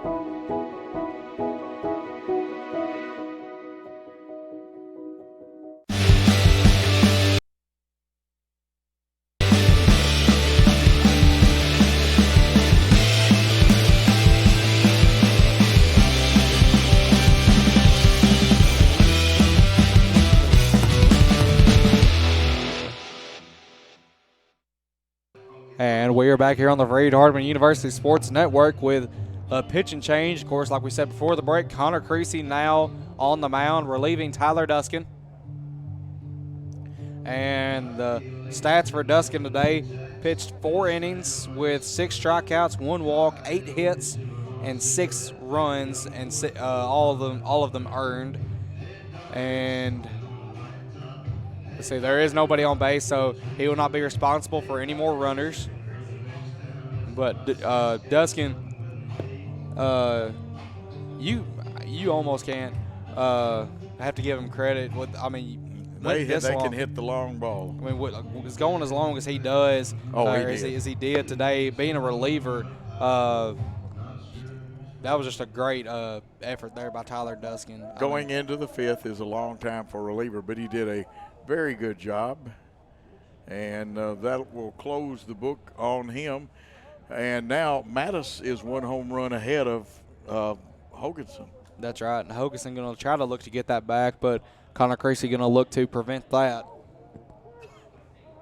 Connor Creasy from the windup.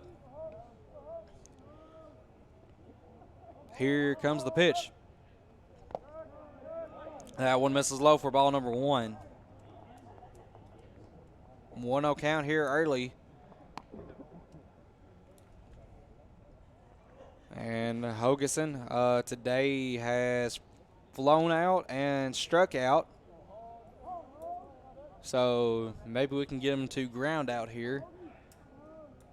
Here comes the pitch from Creasy.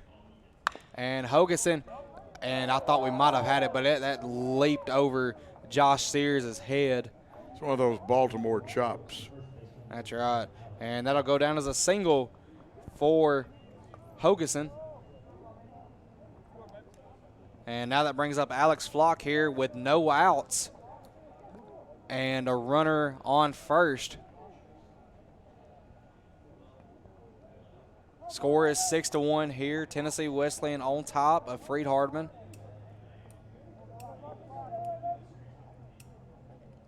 One runner on, like we said.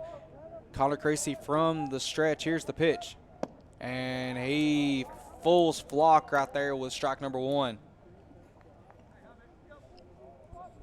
Creasy can bring it where he spots the ball is going to be so important against this team. Here comes the pitch. And that one just missed for ball number 1.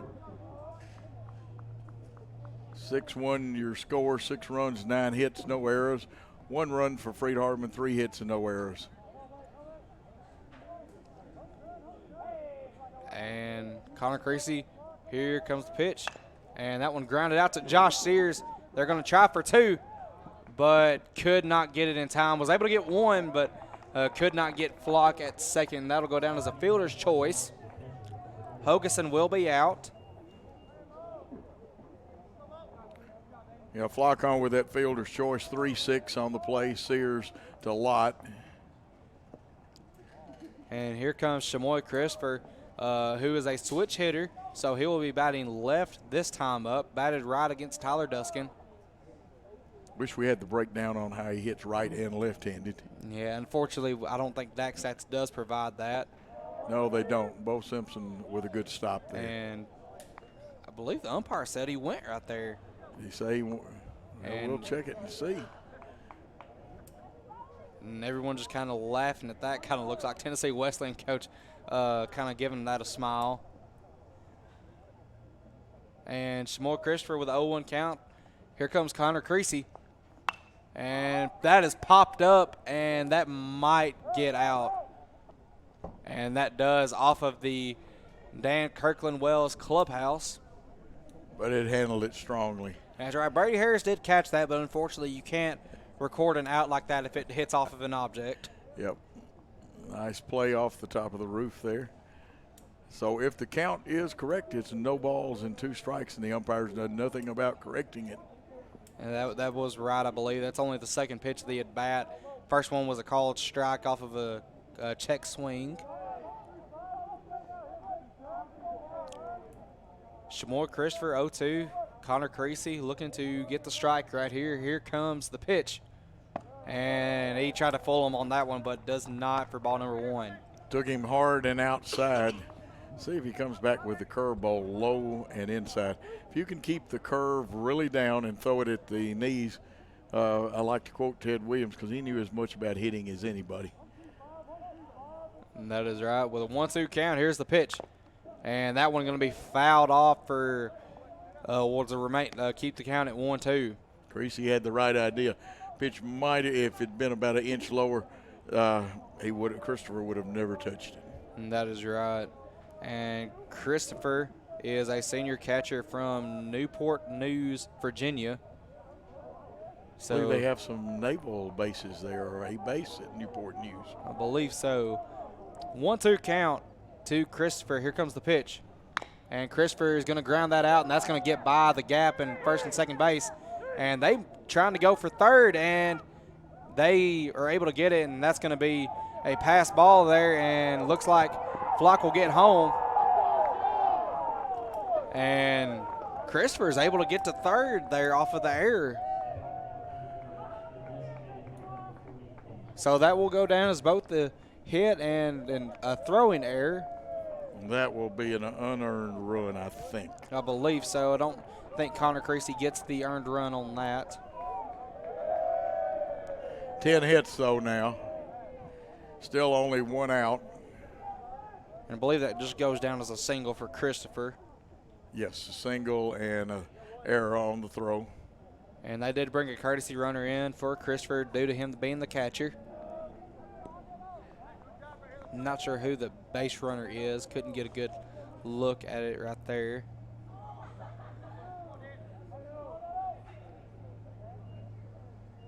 And here's the pitch. And that one high there for ball number 1. I want to say I can only see part of it is 26 for them. If that's the case, it's DeAndre Pitts. And if that's the case, Pitts is a I can't really tell. And that one misses again for ball number 2. Pitts is a senior infielder for them. 6'1", 200 right-handed hitter and thrower. And he is from Troy, Alabama, as it says, due to the Tennessee Wesleyan website. Here's the pitch.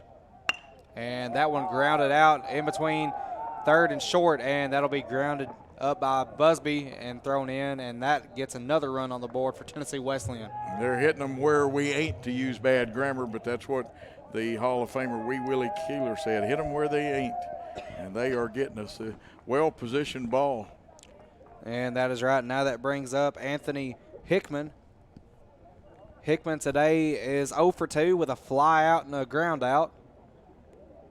We've had a couple of balls that have bounced over the head so high that even we would have had to have Wilt Chamberlain, Kareem Abdul-Jabbar, or Akeem Olajuwon playing the infield to if the ball bounced so high. That's right. And unfortunately, it's just been luck of the draw for hitting today for Tennessee Wesleyan. They're just a good hitting ball Yeah, club. they hit the ball well, and they get it on the sweet spot of the bat. Not to mention a good pitching club as well, Coach. And we do have another warm-up in the bullpen. Looks like Jack Christian. And here's the pitch. And he gets Hickman swinging on there for strike number 1. 0-1 count now here with 1 out in the inning. He's got 1 runner on. Freed-Hardeman's at double play depth. That is right. And outfield looks to be about normal. Connor Creasy from the stretch. Here's the pitch. And that one outside for ball number 1. 1 ball, 1 strike, 1 out, 1 runner on. Got a singles wild here.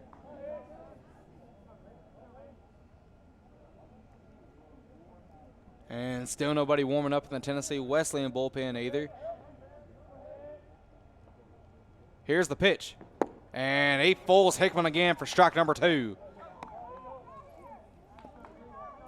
1-2 count now here with 1 out, 1 runner on. Creasy here with the advantage on Hickman.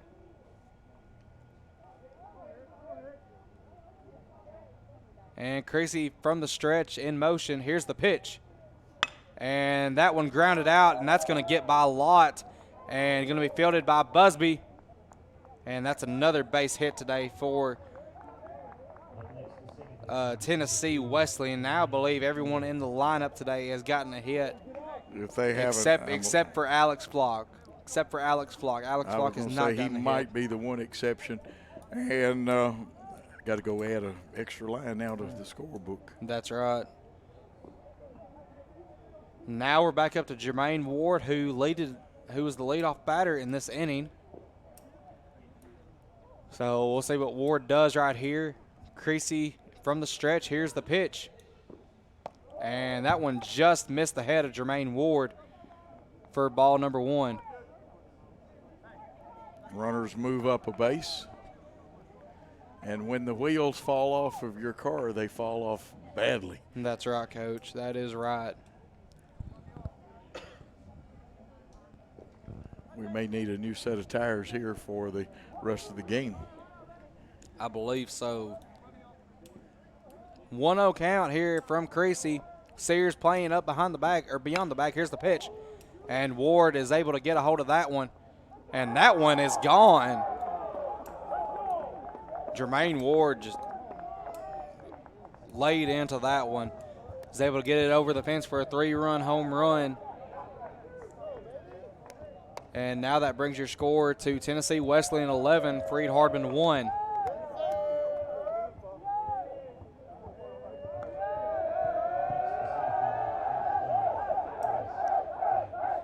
And I guarantee you can hear Tennessee Wesleyan letting us know Coach Estes looking down. I think he's called for the right-hander. And Connor Creasy got 1 out while he was in there, but not his day. And even after Duskin had 3 good innings. Again, we're playing against a team that is a very good hitting team, has 9 guys with an average over 300. The next one came in at 393. That's or right. 293, I'm sorry.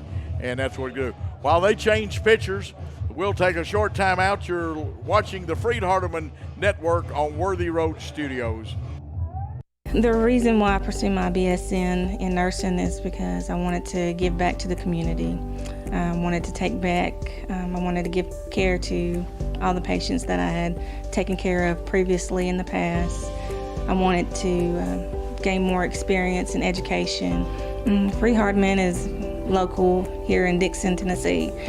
I noticed that they had a 100% pass rate for the past 3 years, and I knew that Freed-Hardeman would be a great fit for me.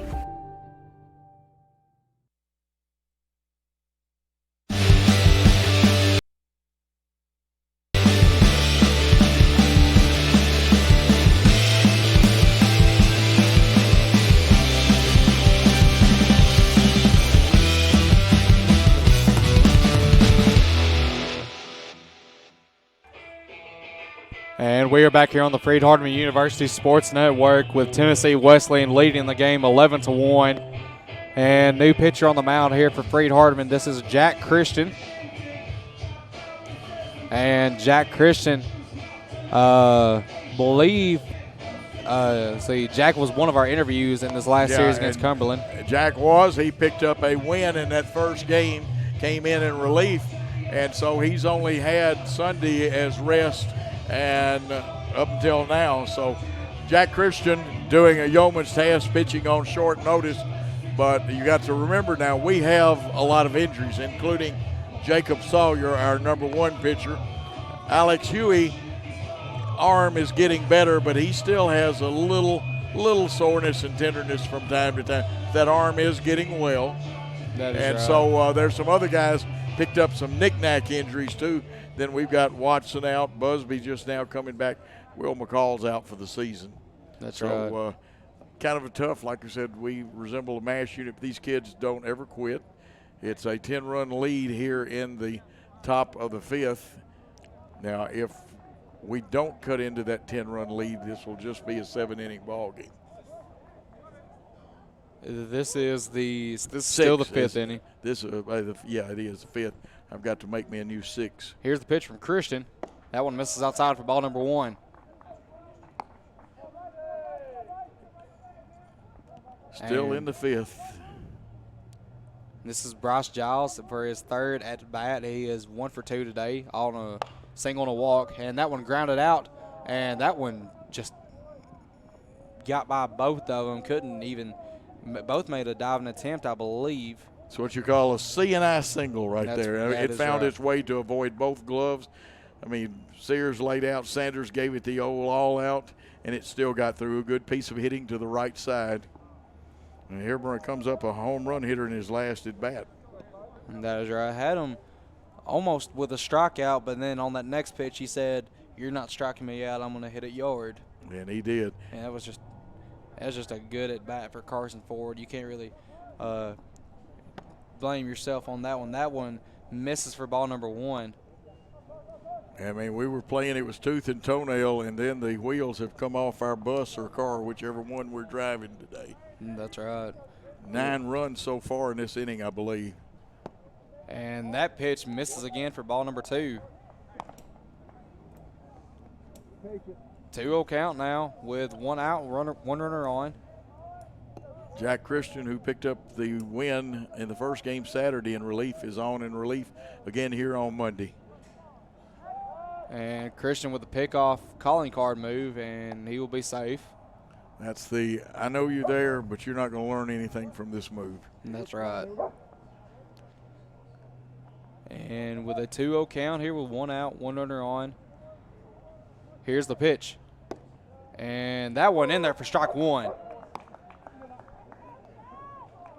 That had to be a strike. I watched it on the monitor, and it's what a great shot by Worthy Road Studios. You can see that now from our center field camera. Got the first base crew over there, and the pitch.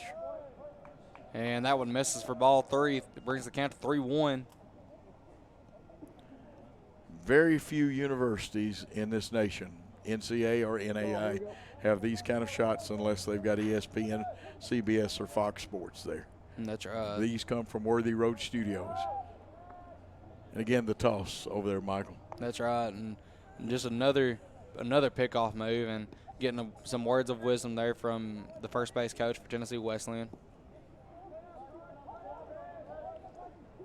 And with a 3-1 count here with 1 out, Christian from the stretch. Here's the pitch. And he gets forward swinging there for strike 2. Really wants him here or would like to throw the ground ball double play. That is right. And full count here. 3 balls, 2 strikes, 1 out. 1 runner on, and Christian is going to wait for Ford to get in the batter's box. And here's the pitch. And don't know what, I believe they're saying dead ball. May have hit him. And I believe it did. He's walking gingerly down there.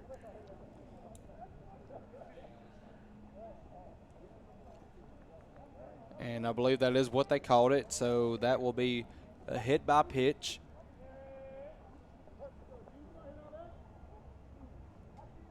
Mattis 2 for 3 up there. And the pitch. That one sneaks in there for strike 1. Good start here with 0-1 count with 1 out. Here's the pitch from Christian. And Mattis gets a hold of that one. That is going to go right to the right fielder, Pisano. And Pisano had to rush over there to get that one. Good running catch by Dominic Pisano. And now that brings up Zach Hogeson, who had a single in his last at bat. 2 outs here now in the top of the 5th inning. One behind his teammate Mattis now, and you know Hogeson is going to possibly be going for the downs on this one. That is right, Coach. Here's the pitch from Christian. And Hogeson lines that one to the left fielder, and that one's going to be off the wall. Pisano fails that one quickly. And 1 run will score off of that single by Hogeson. Good job playing it off the fence and getting him back in quick, Michael. That's right. Pisano has a good arm and good speed for an outfielder. And just like that, your score is now 12-1 now for Tennessee Wesleyan.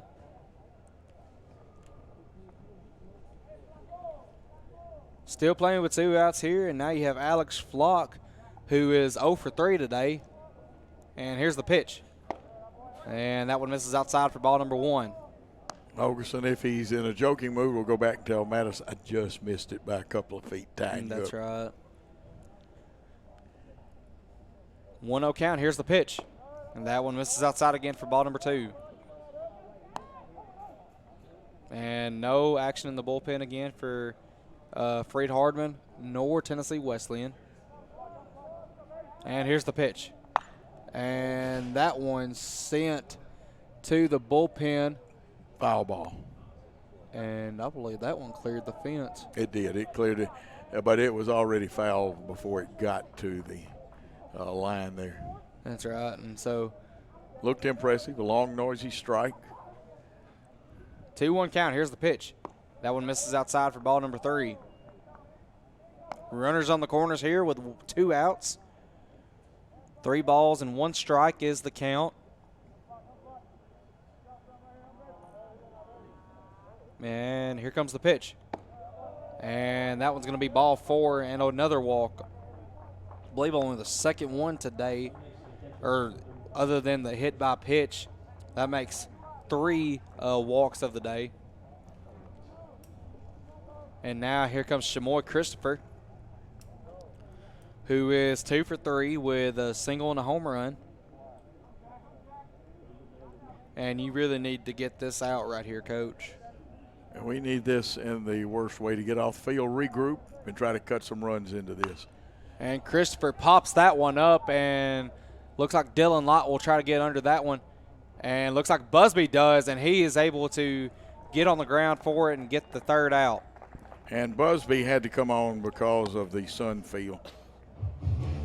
And with that, Tennessee Wesleyan gets 9 runs across the plate to up the score to 12-1 Tennessee Wesleyan. We'll be right back with Freed-Hardeman on the bats. You're listening or watching the Freed-Hardeman University Sports Network.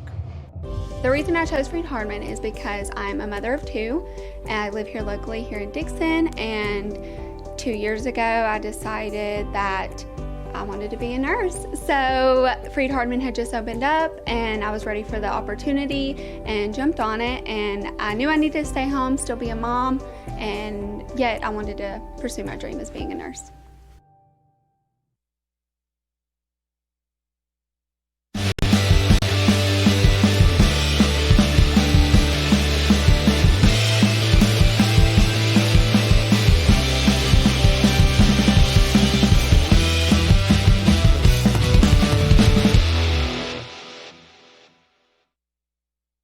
And we are back here on the Freed-Hardeman University Sports Network. Tennessee Wesleyan leads 12-1.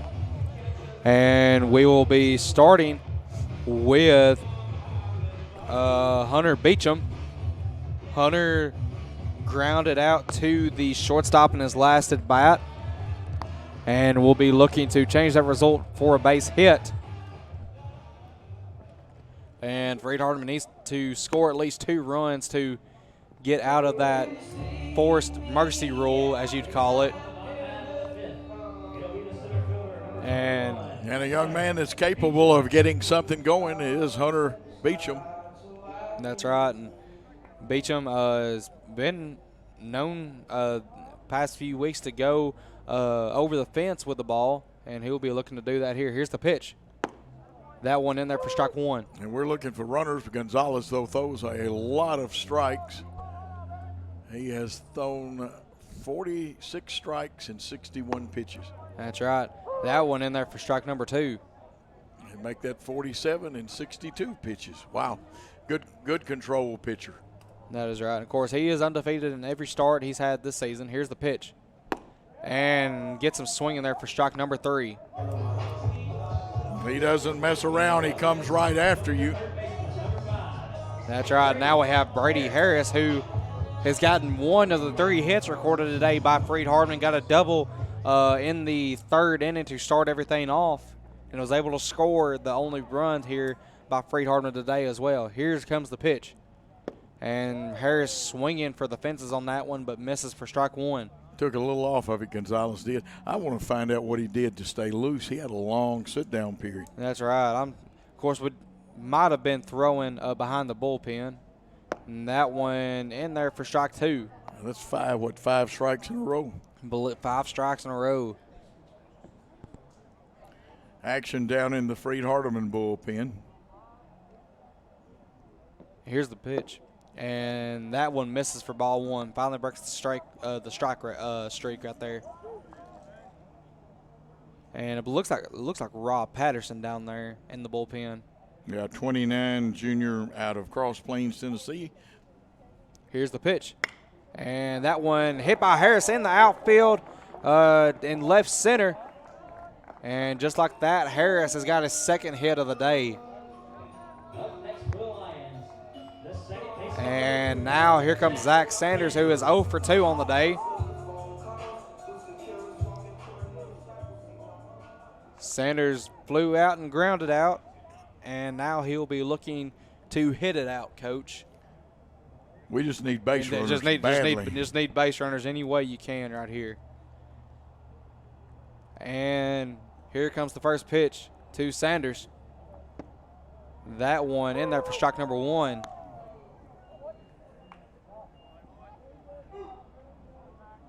0-1 count here to start off with 1 runner on, 1 out. And Sanders, get ready for the pitch. Here it comes. That one misses for ball number 1. They're infield playing at double play depth. Of course, you also have to shorten up a little bit to cover second in case of a steal. But at 12-1, I seriously doubt we're running. That's right. 1 ball, 1 strike, 1 out, 1 runner on the singles are wild here. And here comes the pitch. And Sanders swinging for that one, misses for strike number 2. His changeup is pretty tough because he throws the moving fastball, and most left-handers have good movement anyway with their fastballs. And I know an old pitching coach says that a left-hander can't throw one straight. It's right. still pretty straight, but it does move. 1-2 count. Here comes the pitch. And Sanders able to get the bat on that one, but that goes just foul over the fence. That one a slice like some of us, you fellow golfers out there. If you use the regular grip and not grab it like a baseball bat, you won't slice with it. Well, even when I still managed to do that, I still ended up slicing with it.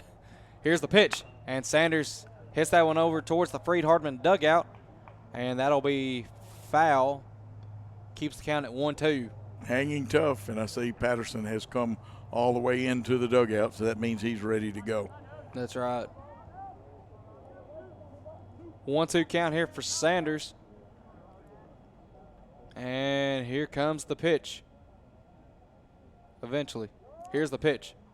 That one high for ball number 2. Timing was off a little bit on it. It's supposed to have been a slow curve, I think, but didn't a whole lot happen that time. Yeah, that was a lot of things unusual about that pitch. Sanders, 2-2 count. Here it comes.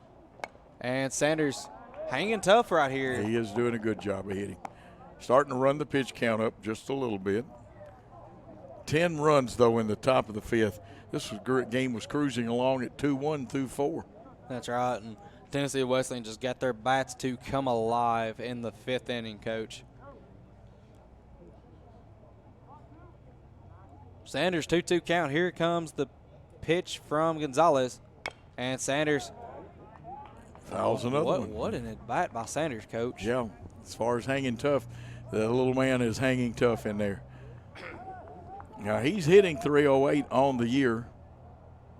On base percentage of .389. Good contact hitter. 2-2 count again. Here comes Gonzalez in motion. Here's the pitch. And Sanders, that one just lined right to the second baseman for out number 2. And now here comes Christian Busby, who is 0 for 2 on the day as well, with a strikeout and a ground out. And he knocked our only run in. That's right. Did get 1 RBI today. And we actually took a 1-0 lead before their 2 homers in the 4th. That is right. Here's the pitch. And Busby swinging on that one for strike number 1. Loved to have had the radar gun on that pitch by Robert Gonzalez. That was a really good pitch right there. Busby was after it, but didn't make connection. And here comes the pitch. That one high for ball number 1. 1-1 count here to start off for Busby. 2 outs with 1 runner on. Runner is Brady Harris. Of course, both these teams will play this weekend. And Busby lines that one to the left field to get down for a hit. And just like that, there's 2 runners on here with Josh Sears coming up. And Sears, a home run could do some damage right here to get us back in this game. And that might be the momentum we need right here. You'll see some strikes thrown, but there that Josh will see as tough of pitches as you'll see come to him. And that's right. Unless Gonzalez makes a mistake.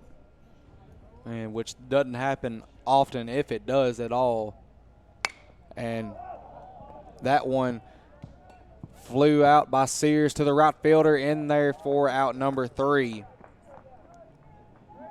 And just like that, we get 2 hits, 2 runners left on, and we will go to the top of the 6th inning with your score, Tennessee Wesleyan 12, Freed-Hardeman 1. We'll be right back here on the Freed-Hardeman University Sports Network with Coach Joe Holloway. The reason I chose Freed-Hardeman was I came for orientation, and I felt welcomed and loved, and I've toured many nursing programs, and this was different. This one was something different to me, and it's been amazing, and I really enjoyed it, and it's something I'll always remember, and this is family to me. I also chose Freed-Hardeman because of the 100% pass rate at Dixon. They've had a 100% pass rate for the last 3 years, and that finalized my decision to come to Freed-Hardeman.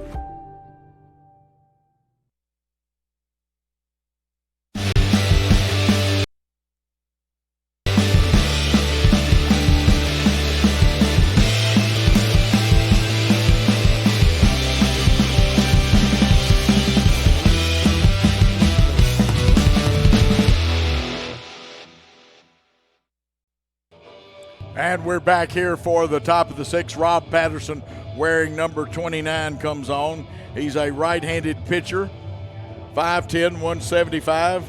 Went to East Robertson High School.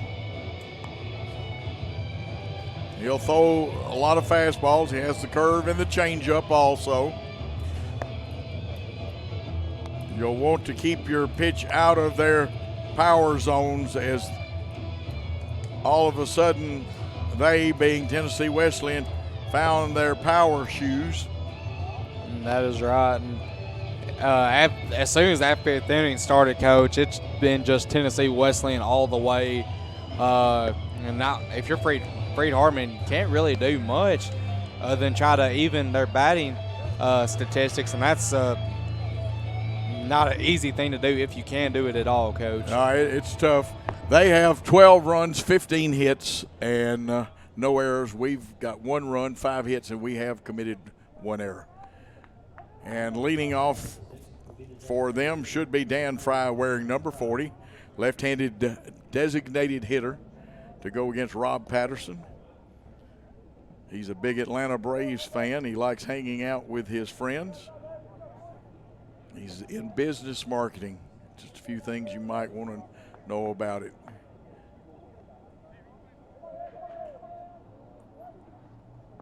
Swinging strike one on Fry.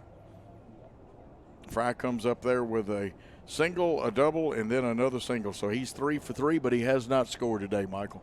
That is right. And just got the unlucky part of the lineup where they're not scoring, Coach. Yep. Pitch to Fry. No balls, 2 strikes, no outs in the inning. Everybody at normal depth.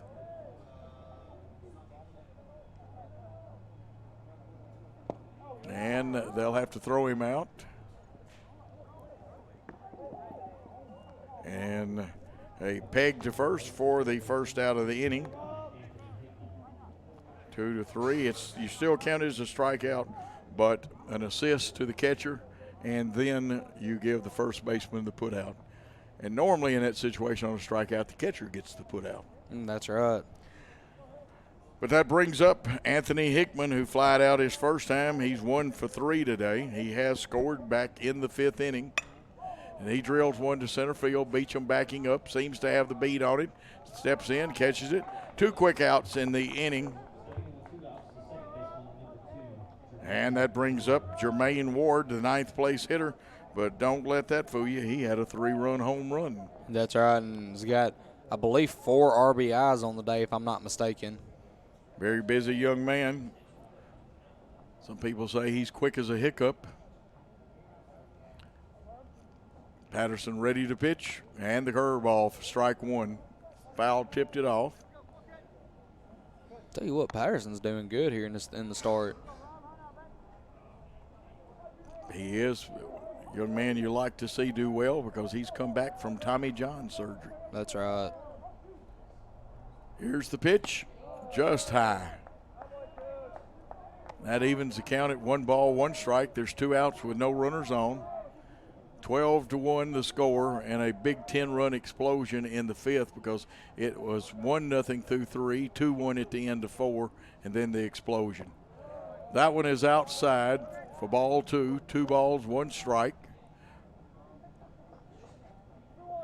Patterson, a fun fact he put on his sheet was he's had a mustache since he was in the 6th grade. The 2-1 pitch on the way. I was fixing to say, if that's not a strike, the new mechanics, I got to get used to them again today. Even a day off threw me off. 2 balls, 2 strikes, 2 outs.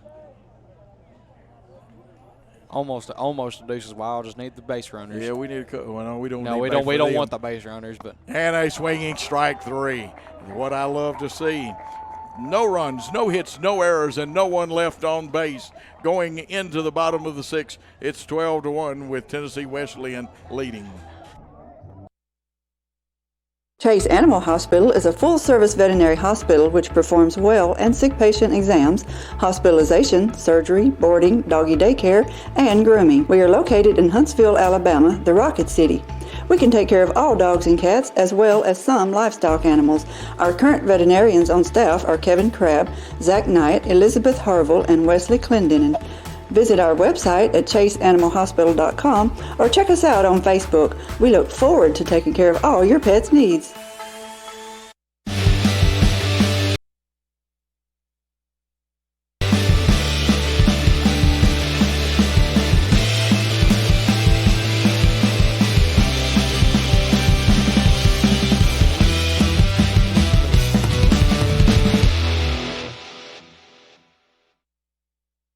We are back for the bottom of the 6th.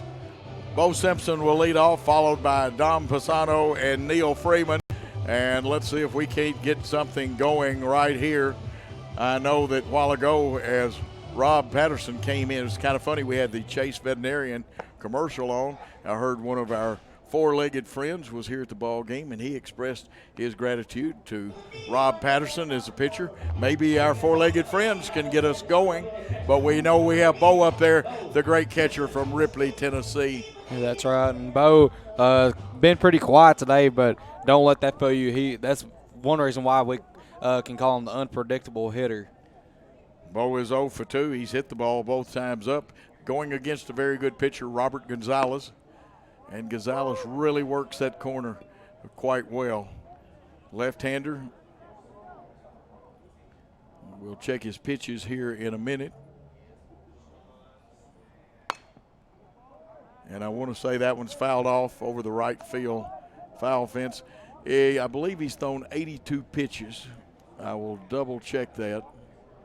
He's thrown 62 strikes, so he's doing pretty good. We're in the 6th. That one is a ball. He was trying to tease that corner, Michael. That's right. He was trying to get Simpson swinging, and Simpson thought about it, but luckily just kept his eye on it the whole way through. Bo Simpson, who will start his own trucking company, plus he's also going to be a rancher, too, after he graduates. Here's the pitch. And the umpire liked that one. Bo didn't, but it's a strikeout for the first out in the inning. And Don Pisano gets up now as like what we've like to call him the Secretary of Defense or the Minister of Defense. And Pisano strides to the plate, 1 for 2 on the day. Had that single back in the 2nd. Fly to left field in the 4th, and he would like nothing to get it started with a base hit. Started to swing, but it was a strike anyway. Lefty against lefty, tough matchup here. He just wants to put the ball in play, Pisano does. Gonzalez around the plate. Here comes the 0-1 pitch. Hit high, but it's going to be popped up into center field. Comes in, the center fielder does. Gloves it for the second out of the inning.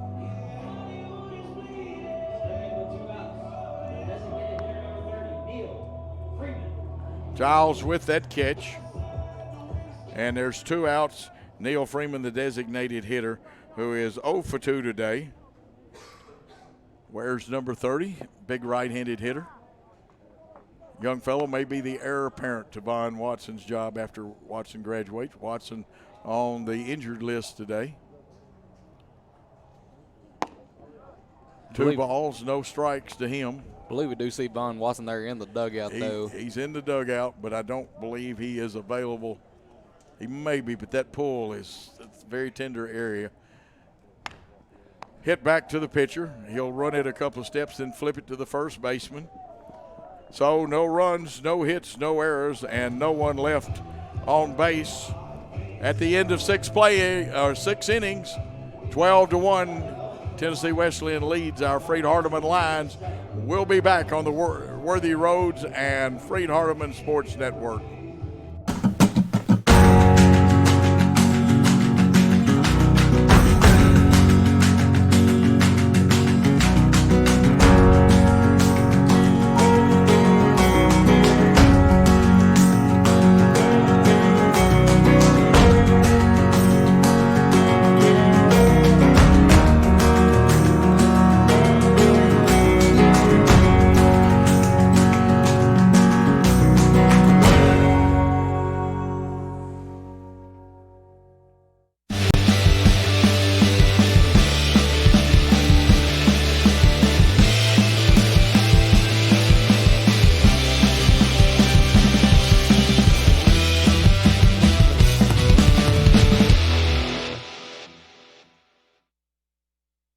And we are back as they announce some changes, and I believe Lewis is now catching for us. And have you got, here's Michael with the changes. Other than the Nathan Lewis switch for Bo Simpson, the only other switch I believe we have is Dejard Kimbrough entering right field for Dom Pisano. And I believe that is all the changes that we did have. Not seeing anything else for the Lions here. Looks like the infield is intact because Brady Harris just flips the ball to Rob Patterson, who just had a 1-2-3 inning. And he'll be looking to do the same thing right here, Coach. He really will.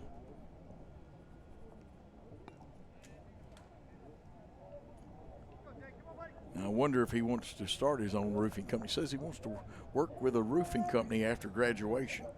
So he may be starting. He could be a good businessman. This one looks like a base hit going out to center field, and Beecham will pick it up and return it. So Giles has had hits his last 3 times at bat. I believe that wasn't Giles. I believe that was another. That was looked like a pinch hitter. That was Jacob Berry, I believe. Okay, we will pick up. We did not get that hit announced.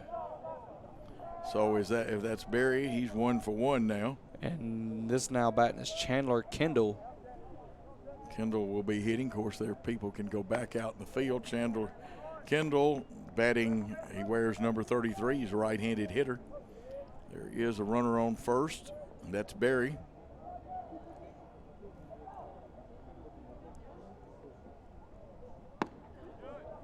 And a strike. So 2 strikes to Kendall, who is batting for Carson Ford. Of course, you have the re-entry rule in NAIA play. Here's the 0-2 pitch. High and inside for ball 1. Infield, of course, moves to double play depth and where they can cover in case of a steal. Outfield straight away. I remind you that Kimbrough's in right, Beecham's still in center, and Busby still in left. Here's the pitch. Swinging, strike 3. So Kendall strikes out in his first appearance for the first out of the inning. Let's see if somebody hits, and I don't think they will because this looks like Mattis coming up there. Gary Mattis wears number 28. He's 2 for 4, but he's got 2 giant blasts. And this Freed-Hardeman will be looking to keep him from having 3, and definitely won't get it on that one. Nathan Lewis comes out of there, very quickly pounces on the ball. 1 ball the count.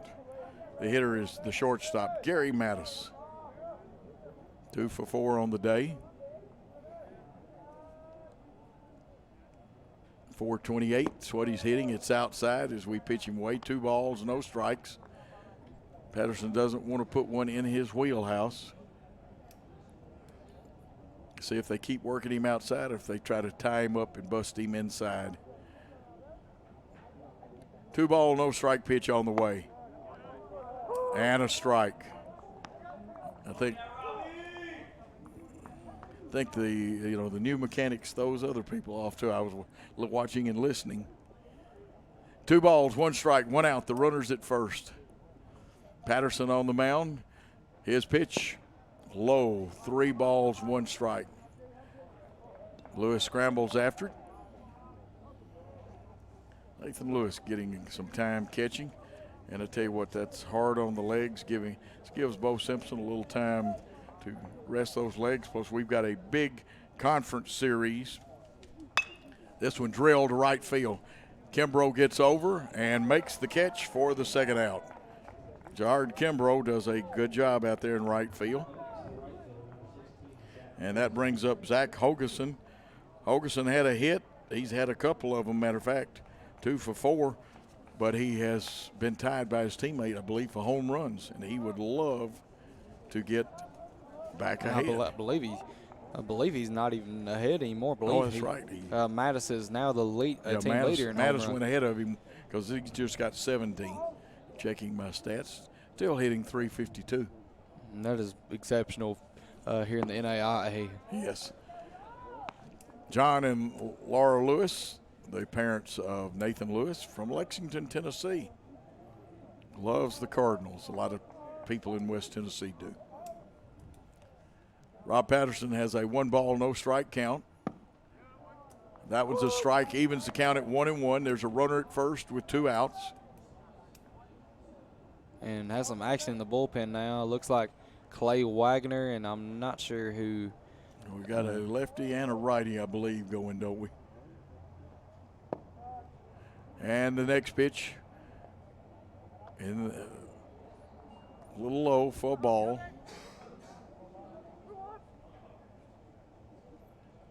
And trying to figure out who that other person is in the bullpen. It looks like Drew Robertson. He is a freshman left-handed pitcher from Beach High School. 2-1 pitch, ball 3, 3-1. Rob Patterson doesn't want to lose this hitter right now.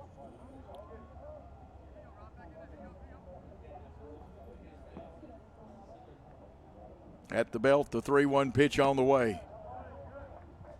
Wow. Okay. Won't say anything. He walks. Zach Hoganson walks. And that puts runners on first and second. Flock, wearing number 10, the left-handed hitting first baseman, comes to bat. He's 0 for 3 with a walk his last time up.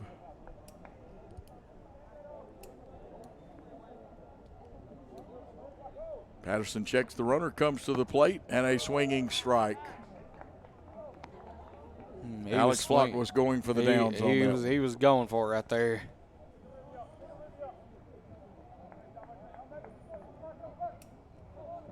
Patterson about ready for the 0-1 pitch, comes to the plate. Swinging strike 2. He's 1 strike away from getting out of this inning with 2 runners on. There are 2 out.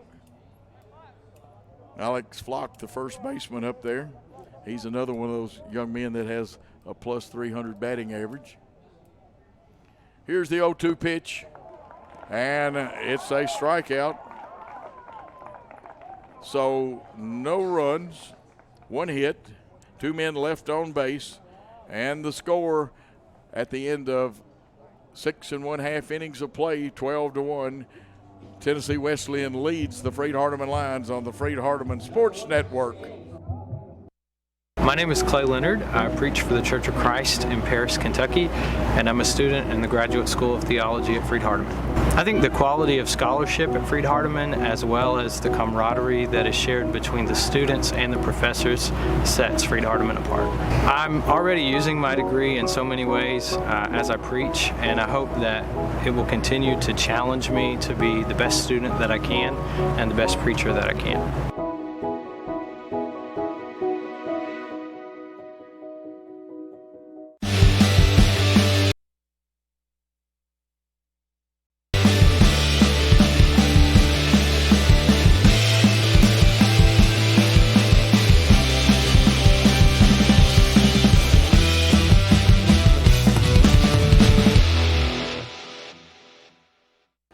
And back for the bottom of the 7th. Gonzalez still on the mound for the Tennessee Wesleyan team. They are the number 1 team in the nation. This game was cruising along 2-1 through 4, and then in top of the 5th, a 10-run outburst. We've not been able to plate anybody else. 12 runs, 16 hits for the Bulldogs. For the Lions, 1 run, 5 hits, 1 error. Coming to the plate, Dylan Lott, the shortstop. Young man that will go into the service of his country as an officer in the Marines. What a true honor that is to have someone on our Freed-Hardeman team being able to do that, Coach. Remember, we got conference games, but they're away from home this weekend. First pitch, a swinging strike 1. We've got to have 2 runs to get it down to 9 to keep this one going and then pick away at it. Base runners important. Swinging strike 2. It's Dylan Lott. He is 0 for 2 today. We're in the bottom of the 7th. 12-1 your score. Here's the pitch. Inside. 1 ball, 2 strikes. It's one of those borderline pitches. The umpire has the best sight line. Great shot from Worthy Road Studios here of Gonzalez. Fouled off. We'll do the 1-2 again.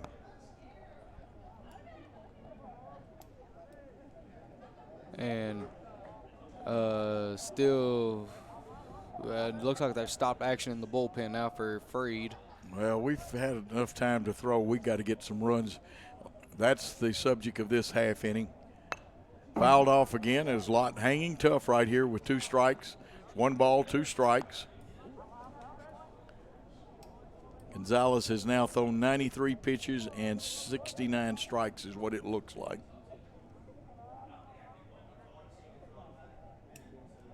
Here's the pitch. Took a little off of it. We popped it up, out of play. So we'll do the 1-2 again. Cumberland in our conference leading for that automatic bid to the tournament spot. And again, this game is not a conference game. But we do have 3 conference games this weekend. Here's the pitch. Outside, took a little off of that one. So 2 balls, 2 strikes to Dylan Lott, who leads off here in the bottom of the 7th. NAIA has the 10-run rule in 7, so we've got to cut into that lead this inning. Here's the 2-2 pitch, fouled off.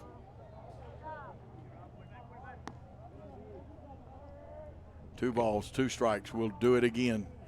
A lot of pitches used up. I believe that was the 94th pitch. Still well under the 100. Gonzalez winds, fires to the plate. It's low and it'll run it to 3-2. Michael, we get a couple of base runners. Maybe we can make something happen. We made magic happen the other day in that first game against a very fine Cumberland, Tennessee team. That's right. I believe down 8-4, and then went back to score 5 consecutive runs off of a Josh Sears 3-run bomb that gave us the lead right there. And that's the start of it. That's how you work somebody. A good walk. And that puts Dylan Lott at first base and brings up Hunter Beecham. Now, Beecham is 0 for 2, but don't let that fool you. This is a capable young man. Usually makes very good contact. He has 6 home runs this year. No outs in the inning. The lefty, Gonzalez, Robert Gonzalez working here. Ball hit to the third baseman. He dropped it because it was a tailor-made double play ball. Now that's E5, error on the third baseman, Hickman.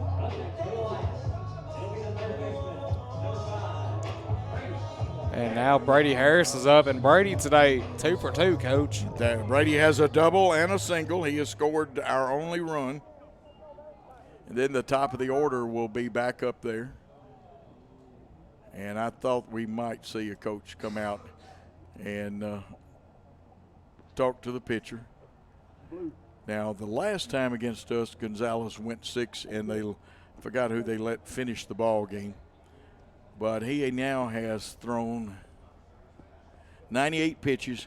But here's what's amazing. 72 of those are strikes. 72 out of 98 for strikes. That's impressive there. You don't see that stat usually today on the, as far as like strike to pitch count ratio, which I don't even know if that's really a stat anymore, but some coaches do like to look at that. Some people still look at it. This young man that's coaching went out and reminded the pitcher. That's not Coach Berry that went out, but it's one of the assistants, and he said, have confidence, throw your fastball when you feel like it. And Brady attempting to bunt, kind of bunts through it.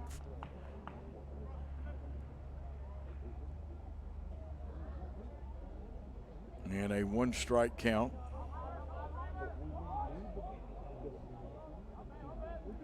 No outs in the inning. Runners on first and second. He is bunting again. They pull it down. So I've got 1-1. We'll check and make sure, and that is correct. 2 runners on, no outs. Don't want to ground into the double play ball. It looks like Smythe has gone in at second base to play for Jermaine Ward. Here's the bunt. They'll look and go to first with it. And the tag, he's safe. Somebody hollered safe, but he's out. But we did advance the runners into scoring position. So a sack bunt.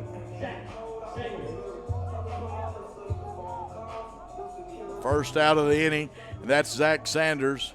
And even though Zach's 0 for 3 today, remember on Saturday he had a 4 for 5 game too. That's capable right. Young hitter.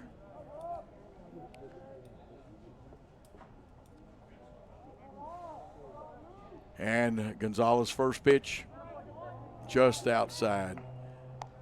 Now Gonzalez has slowed down just a little bit, and I think he's tiring. This will be his last inning if he makes it through. If they win, obviously it'd be his last. But if we go to an 8th inning, he would probably not come out.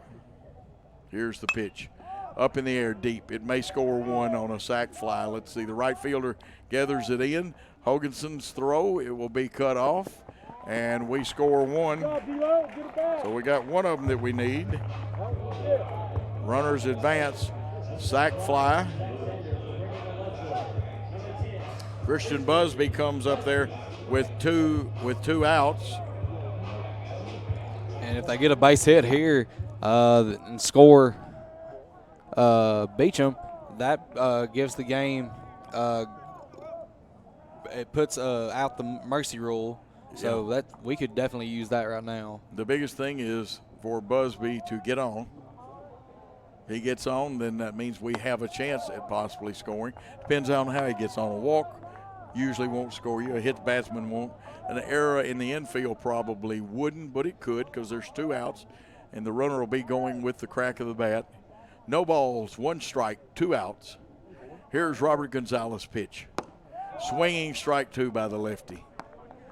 Busby just missing on both of those two pitches. If he gets a hold of that one on any of them two, then possibly going a long way.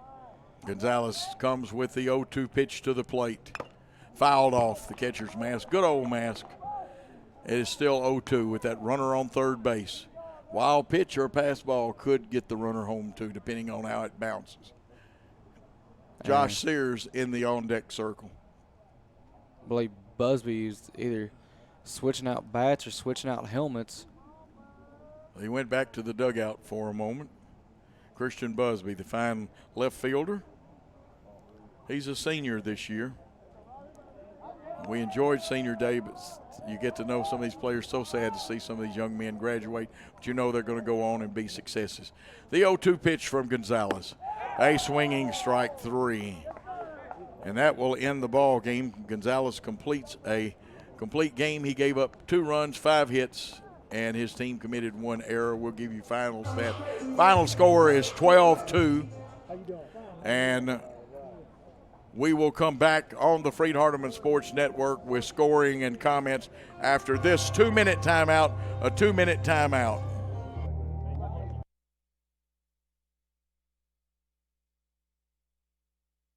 Hello, I'm Sharon Cypress, Dean of the College of Education and Behavioral Sciences at Freed-Hardeman University. At FHU, we offer you the opportunity to earn graduate degrees through programs that are convenient, flexible, and affordable. If you want to gain additional certifications to grow your career or advance into leadership positions, give FHU a closer look. Listen to what our graduates have to say about their FHU experience. The reason I chose Freed-Hardeman is because I wanted a program that was going to be very hands-on and a program that I felt was going to give me the content knowledge that I needed to actually become an administrator once I was completed with the program. 23 years ago, I got my master's at Freed-Hardeman University, and the programs, the schools where I have worked, have specifically been impressed with how strong the Freed-Hardeman program is, and that has helped me in getting several different positions through the years. And so when it got time to come back and get my doctorate, there was really no other choice. I just developed a great rapport with the professors and all the instructors, and they just really had a personal interest in your education there, and it was small-knit, like a family, like being at home. So that's just why I chose FHU. What sets Freed-Hardeman's program apart and the Masters of Arts in Teaching is that we have professors who are available on a one-on-one basis at any time. It is an online program, so it gives the flexibility for people like me who is currently teaching in the classroom to continue teaching while also pursuing my education. And it's in a Christian environment where I know that not only do my teachers have my educational goals, but they also have the heart of Christ and making sure they're representing Christian values in education as role models. Learn more about FHU's regionally and nationally accredited programs by visiting our website. Or, better yet, visit us in Henderson or Memphis and meet our caring, fully credentialed, and classroom-tested faculty. We wish you all the best in your educational endeavors.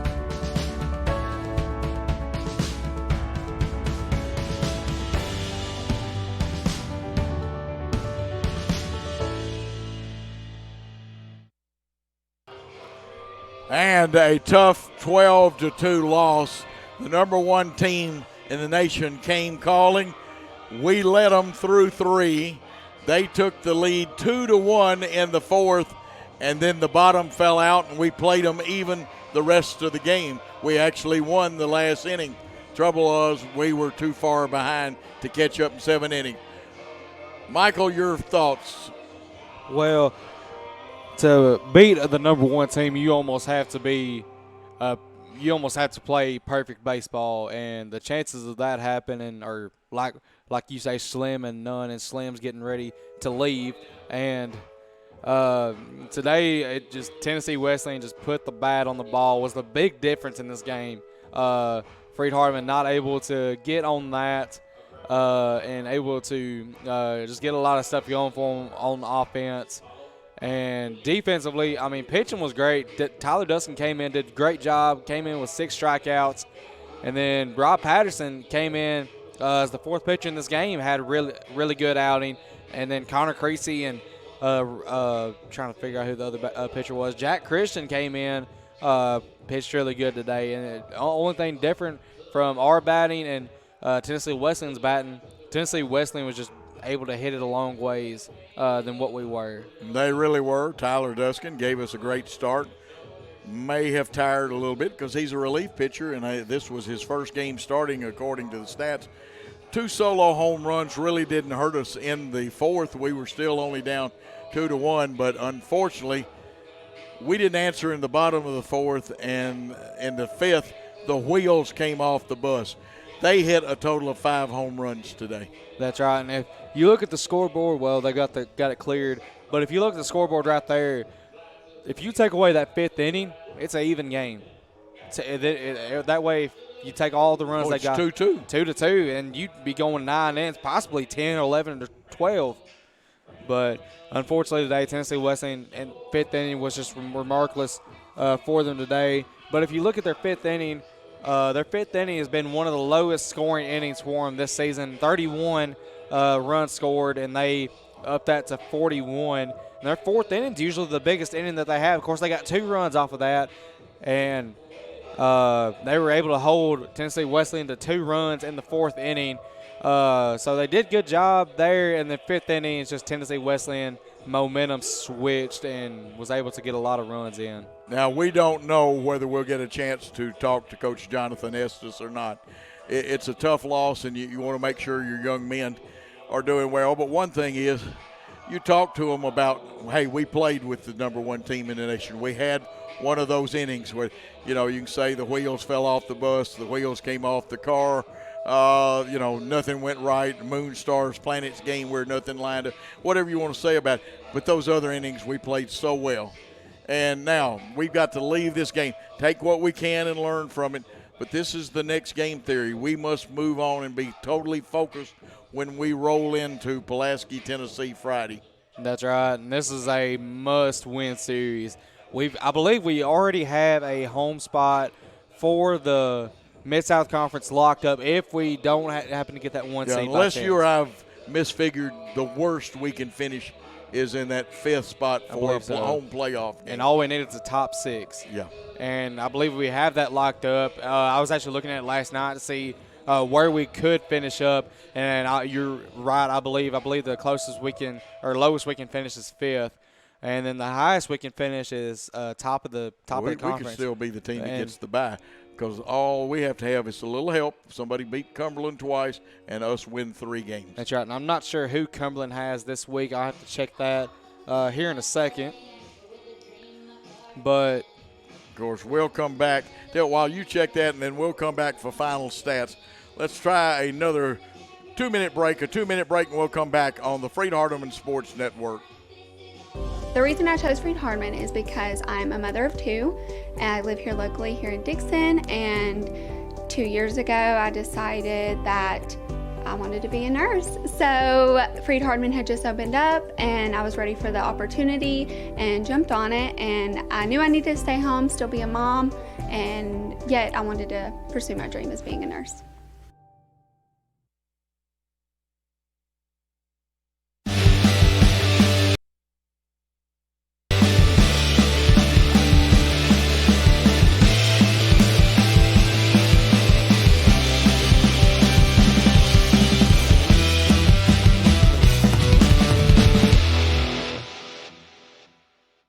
The reason I chose Freed-Hardeman was I came for orientation, and I felt welcomed and loved, and I've toured many nursing programs, and this was different. This one was something different to me, and it's been amazing, and I've really enjoyed it, and it's something I'll always remember, and this is family to me. I also chose Freed-Hardeman because of the 100% pass rate at Dixon. They've had a 100% pass rate for the last 3 years, and that finalized my decision to come to Freed-Hardeman.